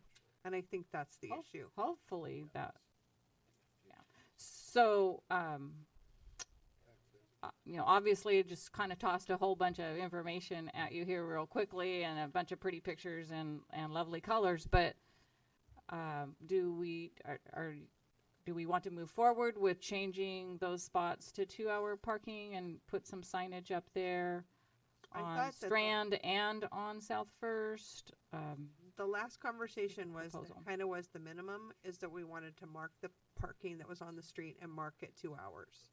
Up And then to look at other options. on Strand. Just, yeah, they're at that corner in front of those businesses. Oh, so are we talking just past the Muckle building or down to the end of Gracie's building? So we could do it in phases. We can do it all at once. We can just do I think the- when we the were first few signing, spots. the Muckle building had all that chain link fence in front of there, and they weren't open. The last time I saw it striping and stuff, that's been a while ago. Mm-hmm. And maybe now that Long that's time ago. open, there's people are like, wait, where's the 2-hour parking? I don't know. Could be. It's not a problem for me most days, and I don't know what the staff recommendation is about consistency. Because if it's 2 hours out here, Mm-hmm. why would it not be 2 hours over there? Okay. Just for consistency's sake? And I agree. To wrap it around. Yeah, just for consistency's sake. It's like if it's 2 hour here in front of the businesses here, Mhm. why isn't it 2 hours there? Okay. So your thought is to go to the end of Gracie's. Yeah. Okay. Which is fine. And then Neil just pointed out this is perfectly all doable, but he is not going to have his striping and It's not painting painting equipment time. out. It's not painting It's time. not painting So, Do you have yeah, a so sign you're not made gonna up, see- Neil, that says reserved for mayor parking only? Yeah, but it's so big, it's out of code. I just have to cut a joke. Let's have some fun. That's right. Okay. Right, It's just right put over it the on the list for riverbank, when it's right time down to in- paint. Because I Yeah. understand you don't paint when it's only going to be dry for an hour. No, that's a little hard to do. Okay. Any other questions? No, thank you for or- getting us information on it. Not totally related to the painting, but I didn't know if we did a lot of work on the outside of the building this last year, and the pot out in front of the building has been moved, but there's a lot of moss. Do we normally clean that up once a year, or? Yeah, and usually right at the beginning of summer, when we get summer laborers, we usually come down here and power wash everything. Okay, I happened to notice it because the pots are gone and it was nice and I wasn't in a hurry in the rain. Yeah. All right, thanks. Okay, thank you. Okay, review request from Kellogg Supply for preliminary certification through Oregon Investment Advantage Business Development Income Tax Exemption. Is this a you, John? It is. And I Okay. don't have the document in front of me. It's in the packet there, and I don't have it on my screen. But essentially, what this is a program to the state that it's called the Oregon Investment Advantage. It's a tax exemption, and unlike most of the tax exemptions that the state lets us do is to exempt property tax. This one actually exempts personal tax, income tax. So the state's actually offering the incentive through state funds.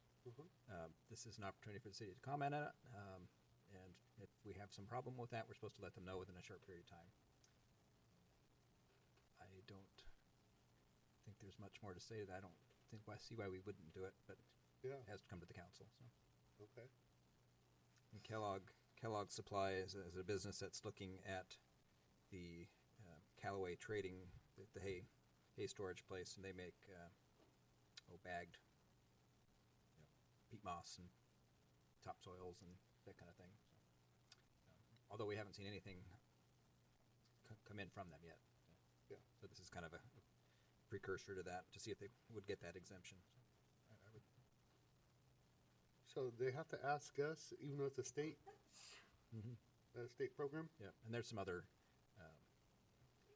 qualifications that they're substantially equivalent. They are offering benefits to their employees that are substantially equivalent to municipal employees, which is a odd matrix, but connection. But and they give the document in your packet offer shows that that connection there. So. Yep. That's it. So. Comments? Do you just need a head nod? Consensus is fine. Yeah. Yeah. Doug? No problem. Yep. Keith? I'm fine. I didn't catch that. Fine. Okay. Let's just go on to the 4th of July, John.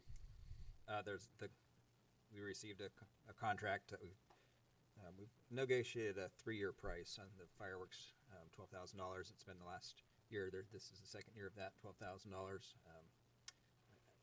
That contract's to us for,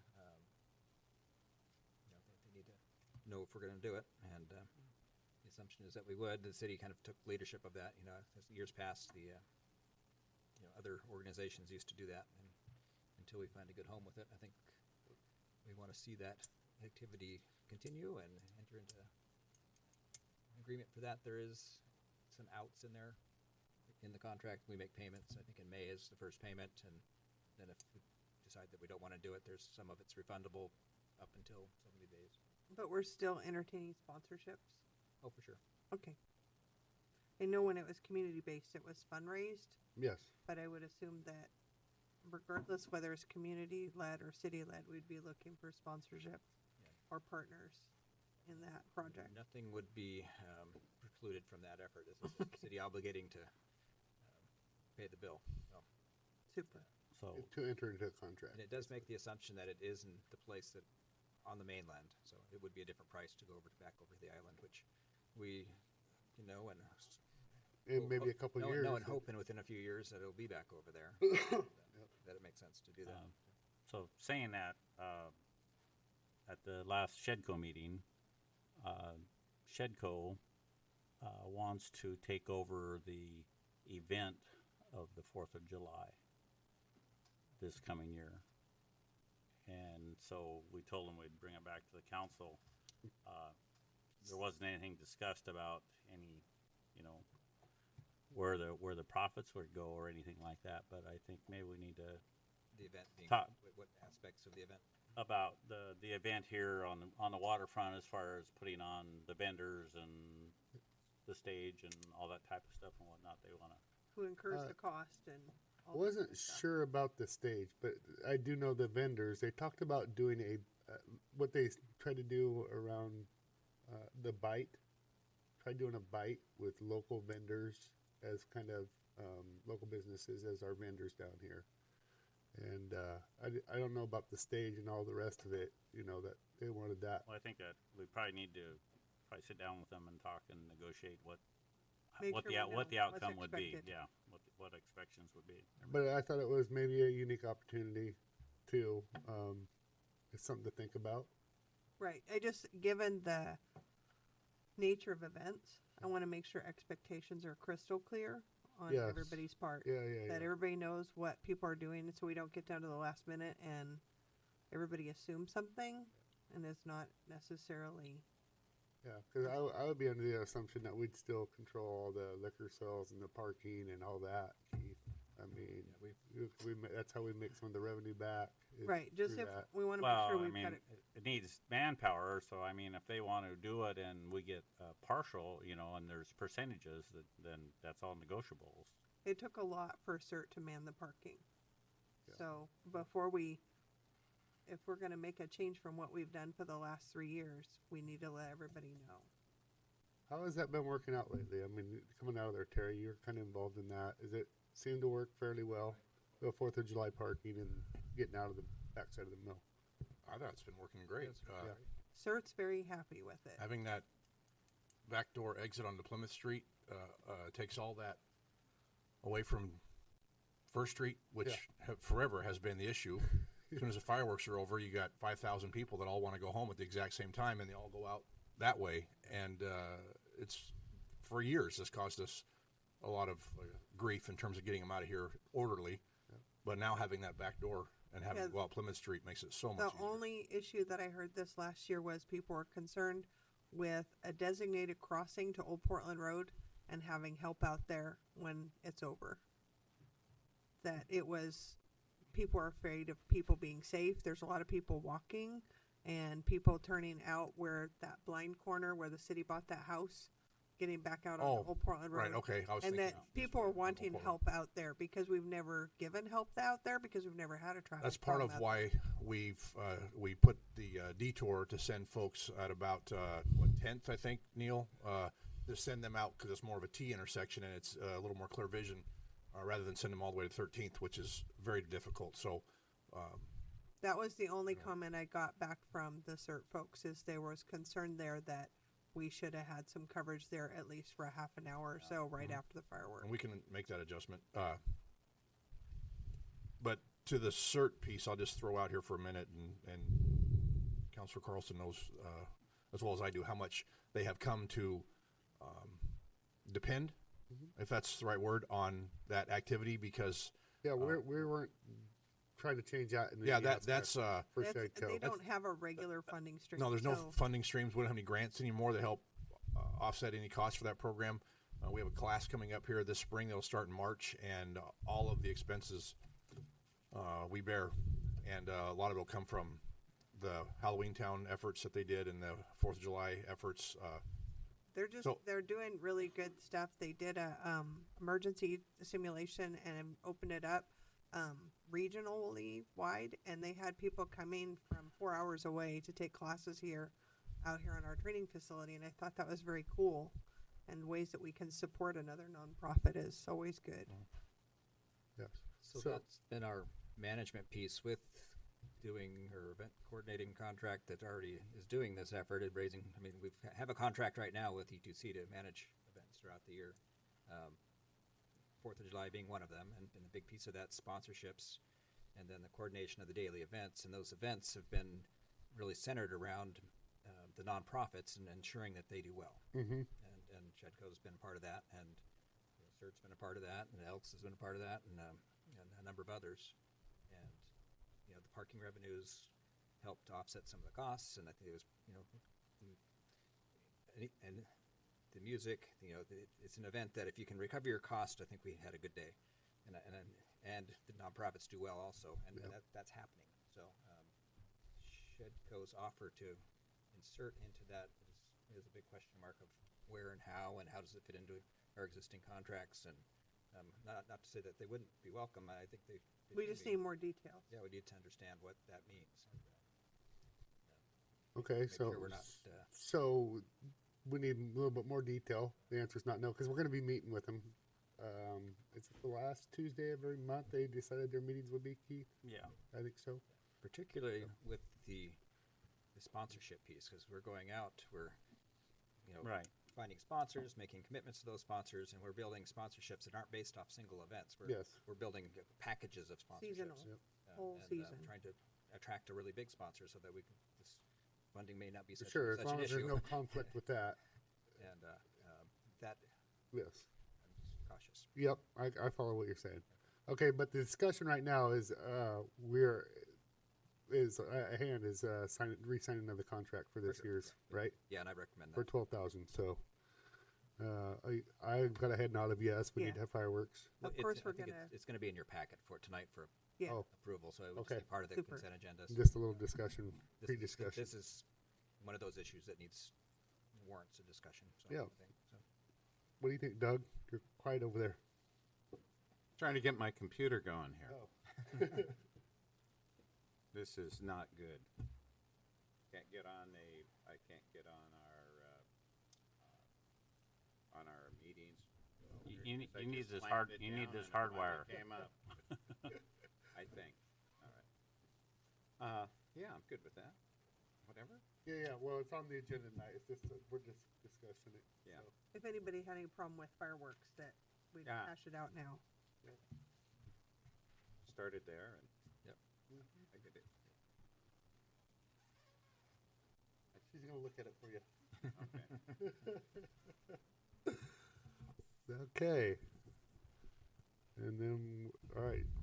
So discuss unbilled utility building accounts. Matt. Yeah, you have a one page in your packet, which is a list of all the accounts that are currently not billed through our utility billing system. There are 3 that I would like to talk with you about. Those are the 3 gray highlighted ones you see. The first one is the senior center at the top. Can you scroll up a little bit? Yeah. The second one is the rural fire district, and the third one is the Eisenschmidt pool.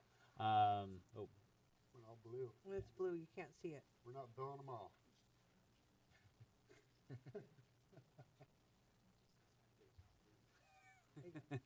Okay.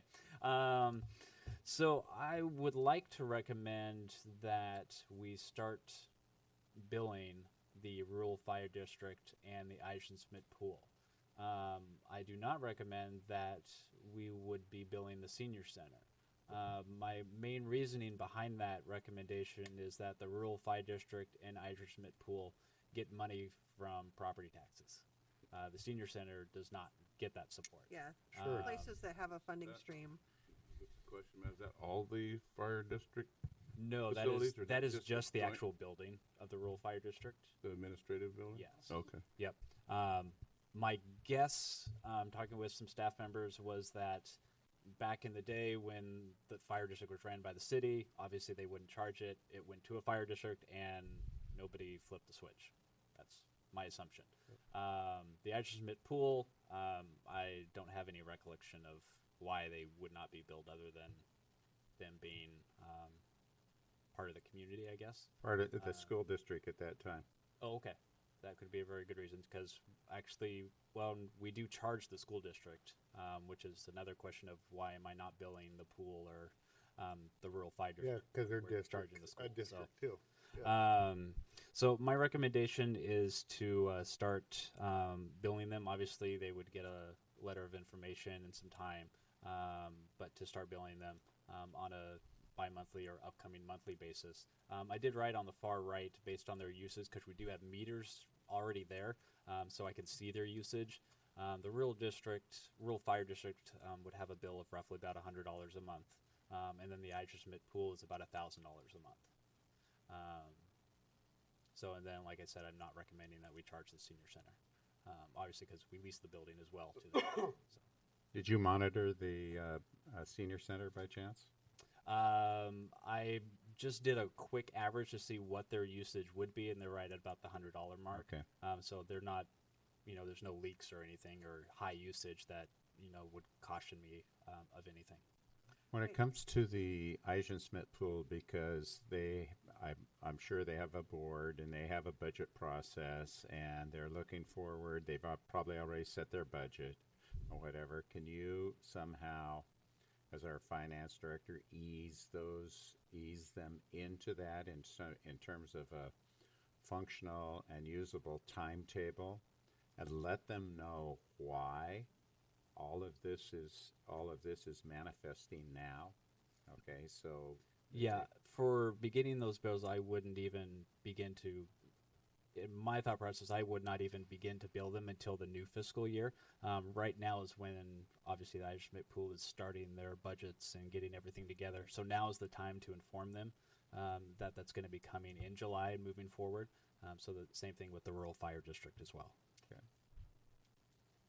Good. Thank you. So I might add at this, if you maybe back out a level on this and the policy perspective right here. We're making a, on one end of the spectrum, everybody pays, and then we're having this, that people, there's a condition in there that if you don't pay property tax, will pay. There might be an alternative to that where everybody pays, but the council and its support to the senior center, that we quantify that, and they end up, we reimburse so that we. Yeah. They've asked for our support, So and when- so we're, When this they, is when our they come support. and they say, we don't help you. Right. We say, yes, we give you, Right. pay you this much on your water bill. Yeah.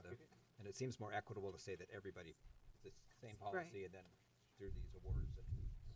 That's what I was my follow-up, not related just to the water department, because we do support the senior center in a lot of ways. And I wonder if we want to quantify all of the things that we do for the senior center and look at what the value is that for in-kind. Because we do a lot of things for them, this, that, and the other thing with repairs to the building and maintenance. Not a and bad idea. the water, and just to know what that value is. It's a great idea because over the years, they've asked us to give them that facility. And if we were to give them that facility and they started paying for everything, it would be a tremendous bill. They couldn't afford it, period.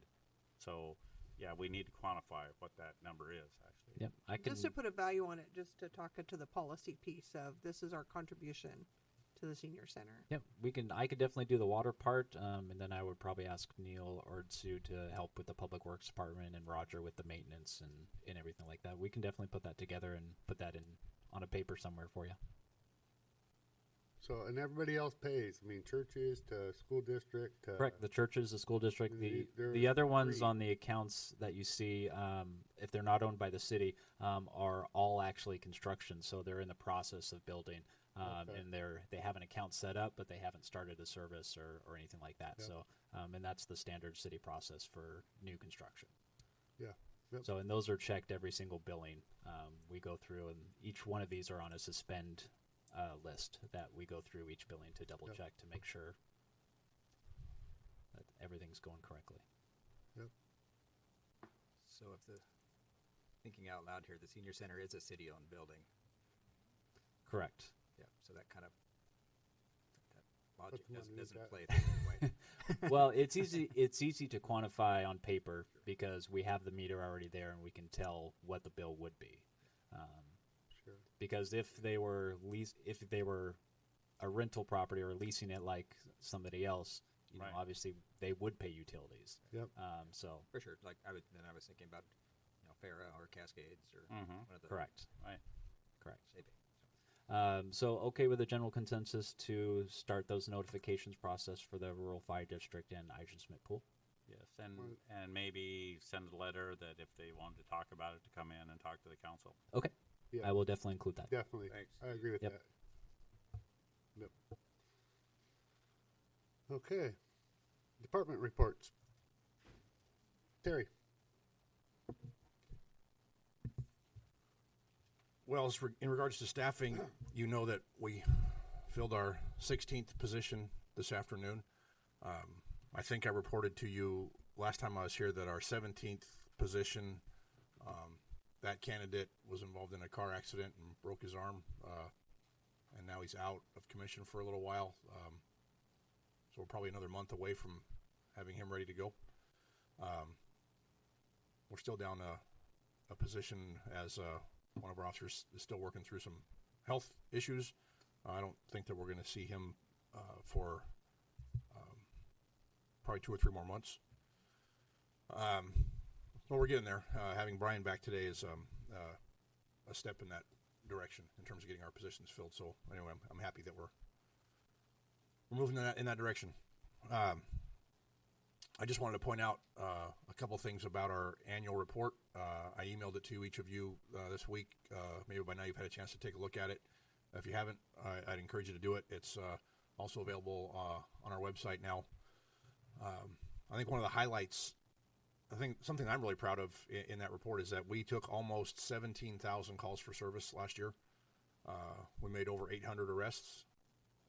And with all of that activity, we've been able to show that our actual crime reports in the community have decreased over last year, 2016, and even more significantly over 2 years ago.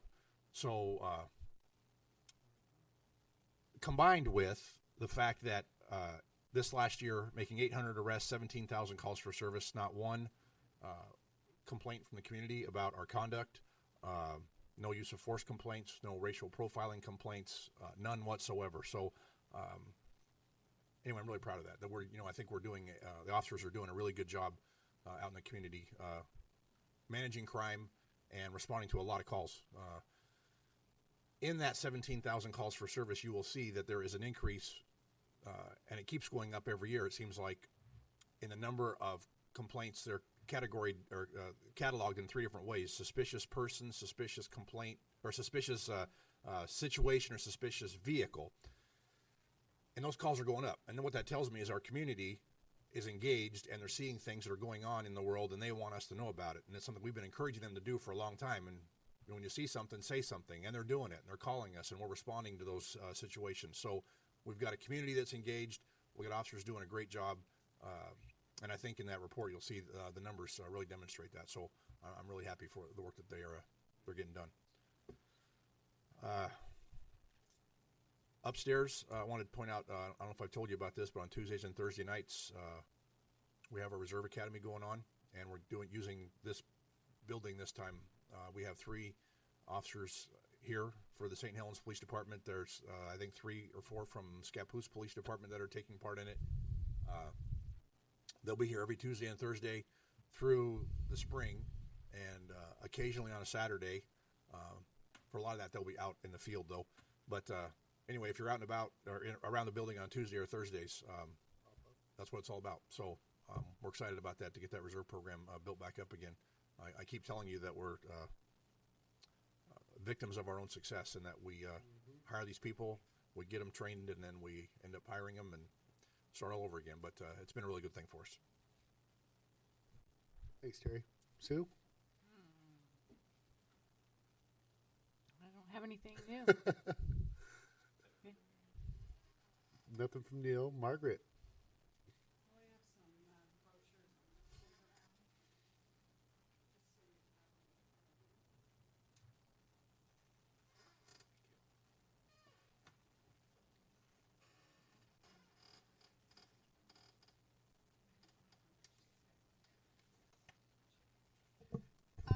It's always satisfying when you have people come to you with an idea and it kind of sprouts and grows. Recently, we had a genealogy program. 18 people showed up, and there was a lot of interest and excitement around continuing to do that. So it looks like we're in the process of forming a monthly group that's going to meet and talk about genealogy and how to search for your family history, or how to address particular things you've gotten stumped about, or what to do with family artifacts and documents. The group is being led by Tricia Oberndorf, and she's a regular volunteer with the Museum Association, and she's done genealogy work for many years. So that's a kind of a new thing on the scene that's developing. I'm also gave you the trifold brochure about the Civics for Adults workshop. We have another session coming up on February 15th. It's called Citizen Activism 101, Making Change Happen. And we selected this particular time for this particular workshop because the state legislature is in session. And so part of the discussion is going to be about what's going on currently and how to weigh in on any of the issues that are that are in front of the state legislature. We are hoping that we'll have a turnout like we did for the first one. That was quite exciting to see 40 people show up for the first one. And we actually got a shout out on the library listserv when our instructor posted that St. Helens had such a remarkable turnout for this session. She's conducting these in libraries all over the metro area. And the third thing I wanted to mention, you have a little half sheet in front of you about the series that our youth librarian is doing called Make It.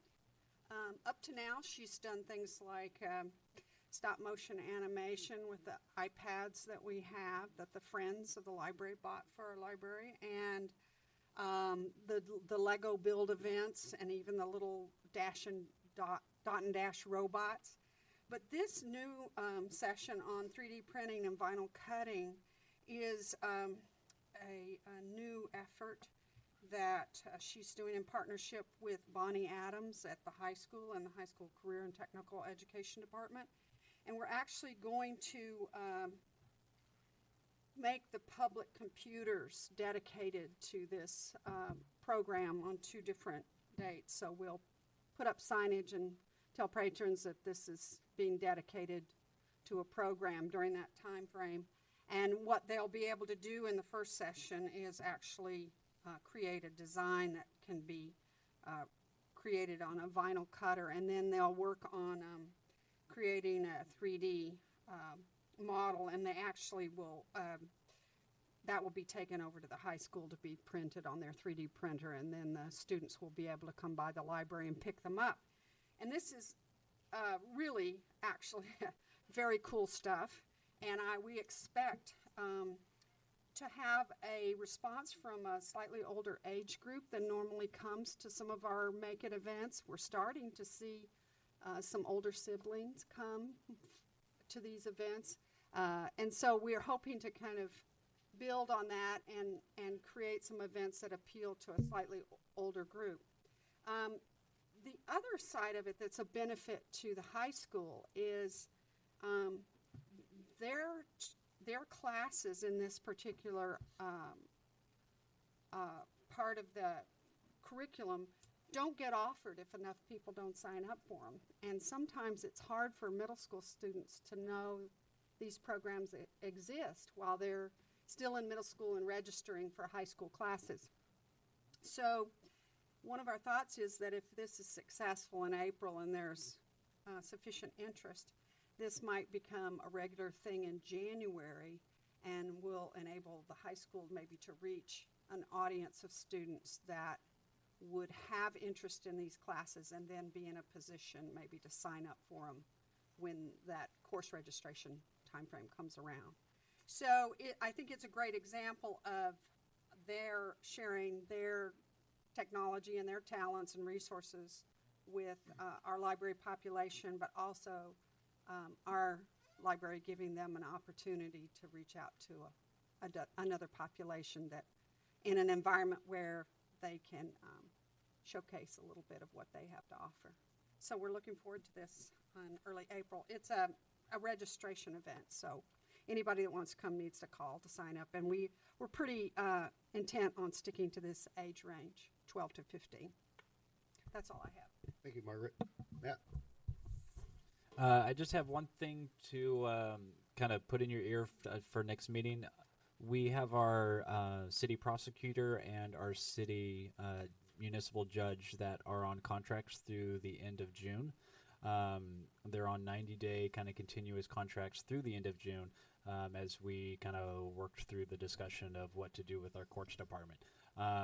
So at the next meeting, I'm going to have something on the agenda for a discussion on whether you want to continue with those contracts and come back to you with some new, probably, hopefully yearly contracts is what I'm anticipating, or if the city council wants to do something different with court, or if you want to go out for another RFP for prosecutor or judge services. So just keep that in your mind and think about that over the next couple weeks, and that'll be as a discussion item on the next agenda. Thanks, Matt. Kathy? I actually have a few things. All right. Last Thursday we did our City Hall cleanup day, and Doug was here. He saw what a success it was with all of the items that we got out of the storage units back there. I don't know how many tons we got rid of, but the hallway out to the breezeway was full of stuff, and the mailroom was full of stuff, and it just goes to show how much time it takes to manage records. And so these days that you guys give us to do this is just really important. So we figure probably one more in 6 months, and then maybe once a year after that, because we'll have gotten caught up with all of the old records. And it's got to all come to you, right? The destruction sheets come to Yes. me, and we sign them. John has to sign them. Yeah, it's a process. Yes. But it was a success, and everybody came in with their grubby clothes, and we're ready to get to work. I attended an active shooter training last Thursday. That same day. Yeah, it was it was a short training. It was only an hour and a half, but it kind of emphasized some of the stuff that Dustin had taught us that one day, and we watched the same video again. The recommendation from the Homeland Security is that we come up with a plan, an active shooter plan, and they have a sample plan on their website that you tailor to your specific buildings, basically. And so I'm going to be looking into those. It's on my list of things to do. Tomorrow, Bob and I are going to go to a training in Astoria for agility recovery. And agility recovery is a benefit that we receive from City County Insurance Services for in case there is some sort of disaster, whether it be locally or nationwide or whatever, any kind of disaster. Or, if we had a flood here in our building for some reason, a water pipe leaked, they would provide us with the electronic, so computers. They would provide us with a trailer to work out of, generators, all the different kinds of things that you would need to try to get up and back running. And so we've kind of like stumbled along in getting that system populated, and they finally are offering a training. So Bob and I are going to go to that, and between Bob and I, with him working, he's doing what's called a continuity of operations plan for us, which is something CIS is recommending we do.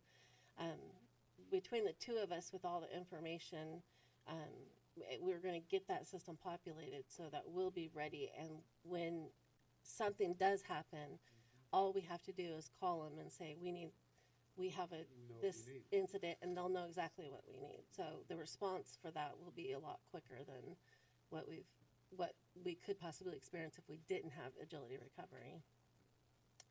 And just a reminder for staff and council, the banquet is Friday at 5:30. And I'll look forward to seeing you all there. We had 26 Employee of the Year nominations for 11 employees. And the judge panel that I gathered all said that we have such a great group of employees working for the city, and that we should feel very fortunate. And I do. I always have felt very fortunate that I work for a city with such good employees, good support council, and it's just it's a testament to how well we work together, and to have employees that people want to recognize. So I'm looking forward to it. What's arrival time again? 5:30. That's it. Great that we're getting prepared, and just in case stuff happens. Yeah. It's a good deal. The active shooter. So we need to do basically a training on each building site, kind of. Probably should start with courts building over there, just because. I don't know. Yeah, we'll see. We'll see how it goes. Would Chief Moss be involved in that, or would it I'm just sure be he something would, that yeah. we would because they're not always going to be here. Of course, we have a little white button. Good thing I never pressed that button, by the way. But that's something that this planning should include all of us, at least being aware of the plan and what the plan is, because if something happened right now, Yeah. Yeah, if you think about where you guys are sitting up there, I know. you're sitting ducks. good. You really are. Where are you going to go? Yes. We're all going to run for that door over there, and Yep. it's Silly. we didn't build and plan for this when this building was built. I mean, we didn't have this type of thing. So facilities that are being built today have to have that kind of plan in mind, that you have some kind of egress for an emergency. And right now, you got to go past all of us to get out of here. Well, John has that little trap door right behind him. I was wondering what that was all about. But he's got to get past Ginny and get to it. So anyway, my point is this facility, this whole building on both sides presents some very unique challenges for all of us, for staff and our visitors. So I think it's important for all of us to at least have an idea of what we would do if that ever happened. So. We like you sitting right there. That's a great place for you, Well- right there by the entryway of the door. I mean, that's there's nothing better. So I'm your blue canary in a coal mine, right? Yeah, you're in the line of Sue's moving sight. away from me now. But really, you guys need a place to go, and you don't have it sitting up there. So it's something to think about. If bad stuff happens, so what would you do? So anyway, I appreciate the work that Kathy's doing and putting a plan like that together, because it's definitely worth some discussion. One of the things that was interesting that is a simple thing to work on is what's called to-go bags. No, sorry, they're called go bags. And I guess it's common in the military, but what it is it's a bag that is centrally located for each building that has things in it that you would need. So laminated building plans, because when you get out of the building and the police department come, they may not know what your building layout is. And so you want to be able to hand it to them and say, this is where we he's saw at, them or at. where we're not Yeah. seeing the And perp. yeah, and then it also would have like first aid stuff, because the police department, the emergency responders are going to be coming in for finding him or her, finding that person first. They're going to have to walk past the people that are actually laying there who got shot or hurt. And so as employees, once you have the opportunity, you could start pulling that person out and starting helping them. So it's some things that we don't think about, because we just think about escape and getting out of here. And these are just things that would be helpful and beneficial for the police. I know federally the president and the vice president never travel together, and that there's a reason for that. And here, all five of us are sitting up here along with John. And if someone did come in and we are sitting ducks, and that would happen, according to our charter, what happens to the city and what happens to the city leadership. And so those things, in terms of who's going to manage the city and how is it going to function after the catastrophe, those things got to be looked at too and consider scenarios. As sad as horrible as that is, as horrible as thought of that is, well, federally, those things have been thought about and worked out. And it could be a template for us to work out as well. So I just thought to bring that up, as gruesome as thought as that is. It nowadays it has some merit. I was really happy when I showed up.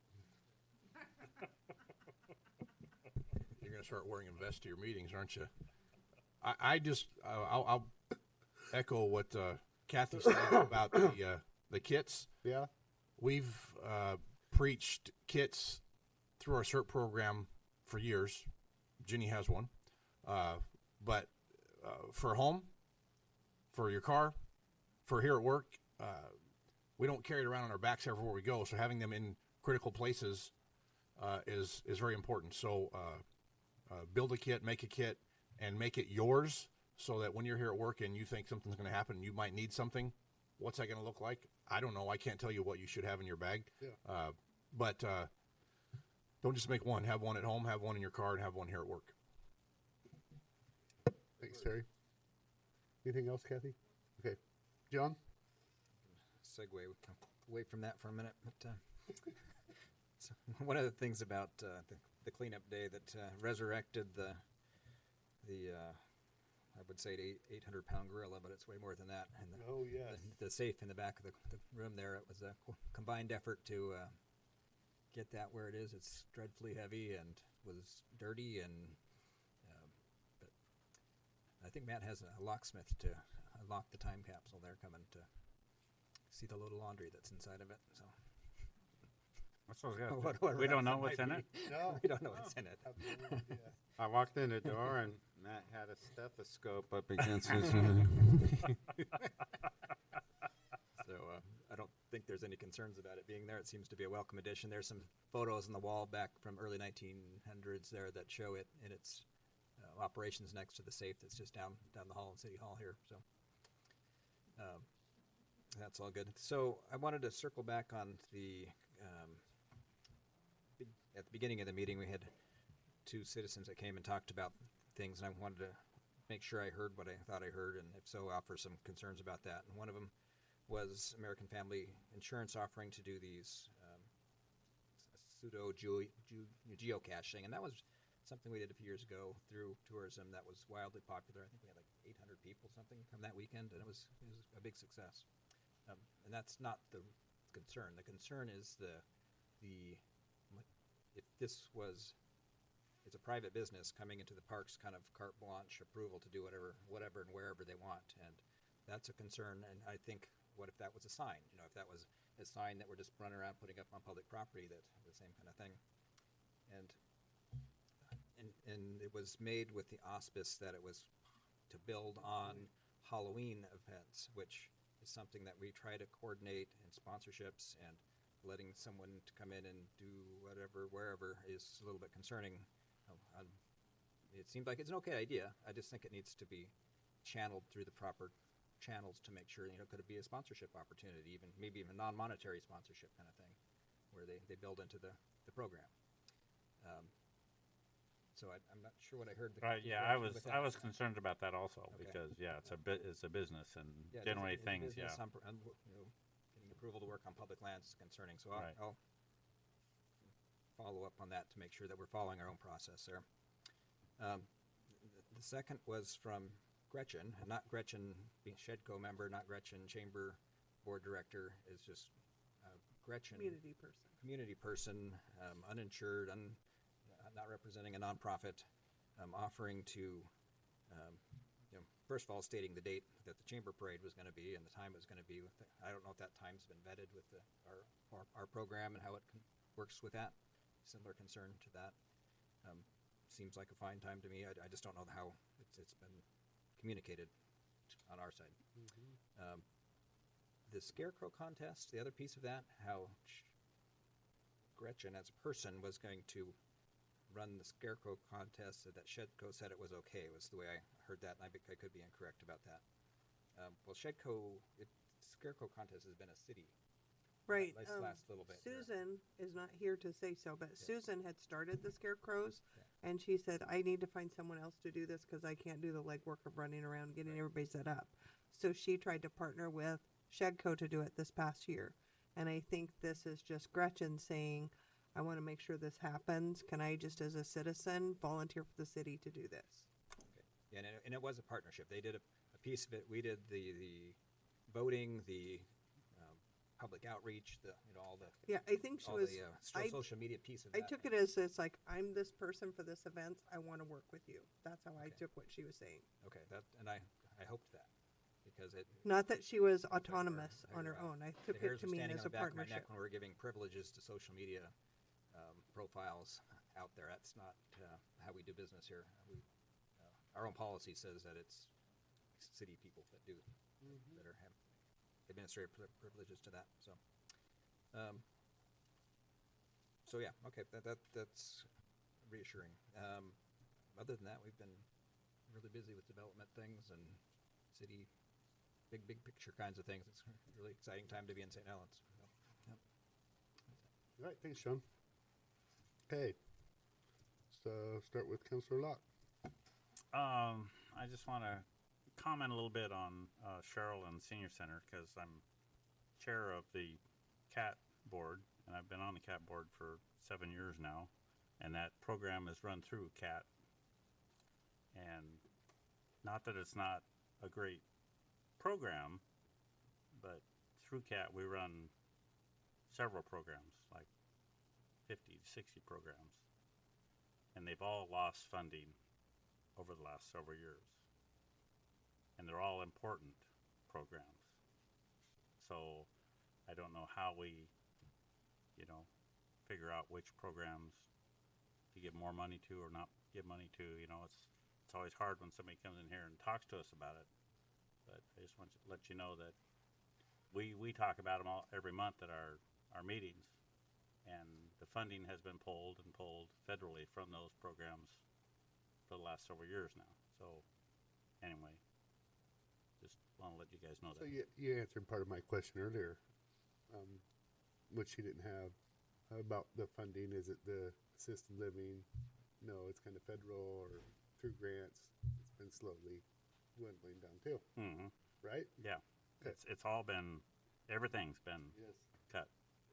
And so, yeah. So how do you determine which ones you pull up and not pull up? Filters down.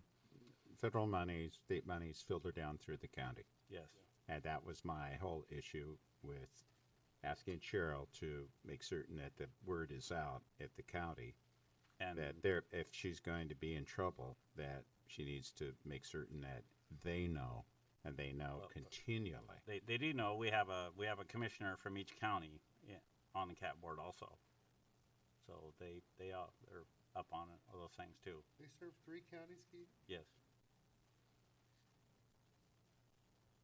So anyway, that's all I got to say. All right. Councilor Carlson. I'm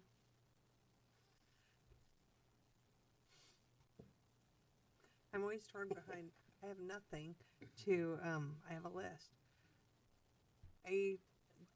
Lisa sent out a message a couple of times asking for somebody if they're willing to do Relay for Life, and no one responded or nobody was interested in taking that over. So going forward, there's no city team this year, and I didn't know if if everybody knew that, if that was okay, if we have a lot going on and we need to let Relay for Life just go this year, or if that's a priority, or if it's not a priority, if it's just me that thinks that's sad that we've let that go. I had that in this conversation, and then I had sent an email to the council about the benches along the waterfront. We've talked over and over again about benches, picnic tables, garbage cans along the waterfront for the people that use the trail out here. And when I was helping put away Halloween stuff, stub toes fell over benches that were back here in the storeroom that have been permanently, I guess, removed from the park because they no longer fit out there. And it's like, why are we not using benches we already own? I'm just a little confused. And the other thing I had is trying to reframe in my mind. We had talked about a strategic plan for the industrial site and naming it and having a sign. And here we are now. It's been a month since the first conversation, and I'm not aware of where we've moved on that. If we're working on that, if we're going to schedule something, have a retreat for this, or what we're doing. I'm just following up to see what's happening next. Those are my things. You stole my thunder on that one, and well said, because that's just kind of those things that kind of hang out there in the balance, and you're like, whatever happened to that? Whatever happened to that? And I just wanted to know. I know every single, not since Rick I saw you at Relay for Life, but I know Doug and Keith and I have all been touched by cancer, and I just thought before we let that go by the wayside to see if. Leading that, I talked to one of the organizers for Relay. Some of the main people that were not in it last year are back in it this year. It's not 12 hours, it's 18 hours. So I know I was disappointed last year with the memory piece of the walk, the luminary walk, because it kind of, everybody had taken down and they were leaving. And now it will go overnight, and there won't be that sense of everybody leaving early. a lot of the original organizers are back in it this year. They've taken their break. They're coming back because they believe in the cause. And I thought if the duties could be carved up to where it wouldn't be such a burden on Lisa, if we want to explore talking to staff to see how they feel about it, have people get back to us. If they're not interested at all, that's fine. I'm not going to say you have to walk or volunteer. But if people are just tapped out and they're done, that's fine too. But I just didn't want to let it go without a conversation. Are you willing to? So, are you I offering was to have vol- that conversation? I with had her? the conversation with Lisa, and she said Yeah. with her kids and their after-school activities, she can't do night meetings. She can't do it all herself. Right. And I never wanted Lisa to do it all herself. It's a lot. If we're not a team, we're not a team. Yep. You know, it's like I'm happy to do all the night meetings because that's what works for me. I'm happy to report back. I talked to Julie Badger, and she said, you don't have to do big fundraisers. Just having the city with their banner just saying we support this event is all we are looking for. We're not looking for you guys to write us a big check. We're looking for you to support this community effort. Lisa started this out, when Bill came, Right. and he kind of like pointed at me and said, "Okay, can you do this?" And then I kind of go, "Wow, this is way a lot for me." And so Lisa stepped up, and wow, did she set the bar high? Right. I mean, it's way up there. We've always kind of the best team and the showiest team on that with that endeavor. I mean, it's huge. Right. And so there's a lot of energy that goes into that. There's a lot of work that goes into that, and I could see how it just was going to kind of burn out in a sense. It's good to maybe possibly cleanse that out and start all over again with a more meaningful approach that can a meaningful approach that you can sustain volunteers over a longer period of time. Because it was like 100-yard dash. It was like out of the chute, and there they go. So, okay, what are we going to do for the next 1,000 yards? And so that's the way I kind of see it. And so I would like to see it continue and go on, but simplified quite a bit Right. from our involvement and that we're asking out of everyone, and in particular our staff. Right. I know the first year it was the outreach happened to the Soul Sister group. I've had other people in the community like, how come we don't know about this happening? People that don't belong to a group that just would like to participate in the walking. Yeah. And it's like just creating that kind of structure that if you want to walk, this is where you can sign up, that Yeah. people can come and walk. Yeah. That it's a public thing. It's a community support thing for cancer survivors, for people that have lost people to cancer. It's just a great community day, and I'd hate to see us not be a part of it in some way. And a simplified way that doesn't have to be as 5-star as what Lisa made it. Exactly. Could still be meaningful and awesome without it creating a whole nother job responsibility for our staff. So I'll talk to Lisa and see what that looks like, because Lisa and Kathy has done a lot, and see what could be taken off and what could be taken over by myself or by, if we pared it down where we could be. Right. And if that's Because we don't have to sign up. It's not even, you can sign up. We have time. It's not like we missed the boat. It speaks so well for our staff, and the detailed and the nature of our staff is to do it and do their best, and without a doubt, that's that you did raise the bar very, very high, and so whatever we do beyond that is if we can involve more people publicly with less intensity, I think that's a good idea. If you wanted an update on the, I can share what's been done with regards to moving forward with the Industrial property master planning effort, and so I've circled back with our consultants, communicated with Business Oregon about opportunities for funding that effort, talked with Eco Northwest and Mal Foster. I think we've brought Chuck in. We've met with John Jersey to look at conceptual site plan kinds of things just in the last week. So we're definitely kind of pooling resources together to try to get some critical mass to kind of move forward in a not such a hip shot kind of way. So. Okay. Oh, one more thing. Keith didn't touch on it, and the youth council doesn't come this week, but Monday night we met with Judge Grove talking about teen court and an opportunity the teens have, the small group that we have has resonated to want to help young people in our community. So there'll be updates for that forthcoming in the coming weeks. So they're right now they have a push to grow their numbers with like-minded folks. And that's it. Thank you. Council President Martin. I'll keep it brief. We have an upcoming, our Parks Commission has a full agenda when we meet again. And one of the things that that I anticipate that we'll be talking about is the possibility of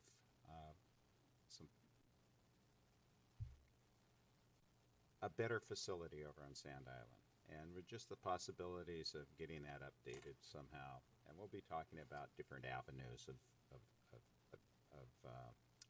going that direction. So that'll be on the agenda for our Parks Commission. I'm excited about that. Look forward to hearing what you guys come up with. Good. Yes. Good. Yep. I'm just with everything that's going on in the city. People ask me, time to time, I like being mayor, and I start going on about everything that is going on. And sometimes there you have to be careful what they ask for, because I get excited and I start talking about from the Brennan wayfinding to, all the master plans and everything's coming together slowly. I'm not slower than I'm used to, but in a government standpoint, it's actually going really fast, and it's all coming together. And how prepared we are when people show up and ask questions, and we're able to ask them or hand them pamphlets of, well, we've done this, and so the preparedness and how to do something that's bigger than all of us, that's going to be here for future generations to come. It's just a neat thing to be a part of. And like I said, I'm an optimist. I just continue to look at what's right and go with what's right, address what's wrong, but not be stuck in the negative. Let's move on. And I hope my actions are, notice that that's how our city kind of goes about it. We try to deal with what we can and not address the wrong, but move with the positive and not get caught in the drama. And I think we do a pretty good job of that. Drama everywhere. If it wasn't for staff and given direction,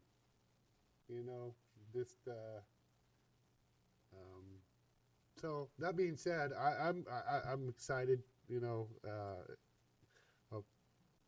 It's just been a great year, very big steep learning curve, and I'm excited now that I'm getting some of it underneath my belt of what the potential, I guess, is in the future, is what I'm trying to say. So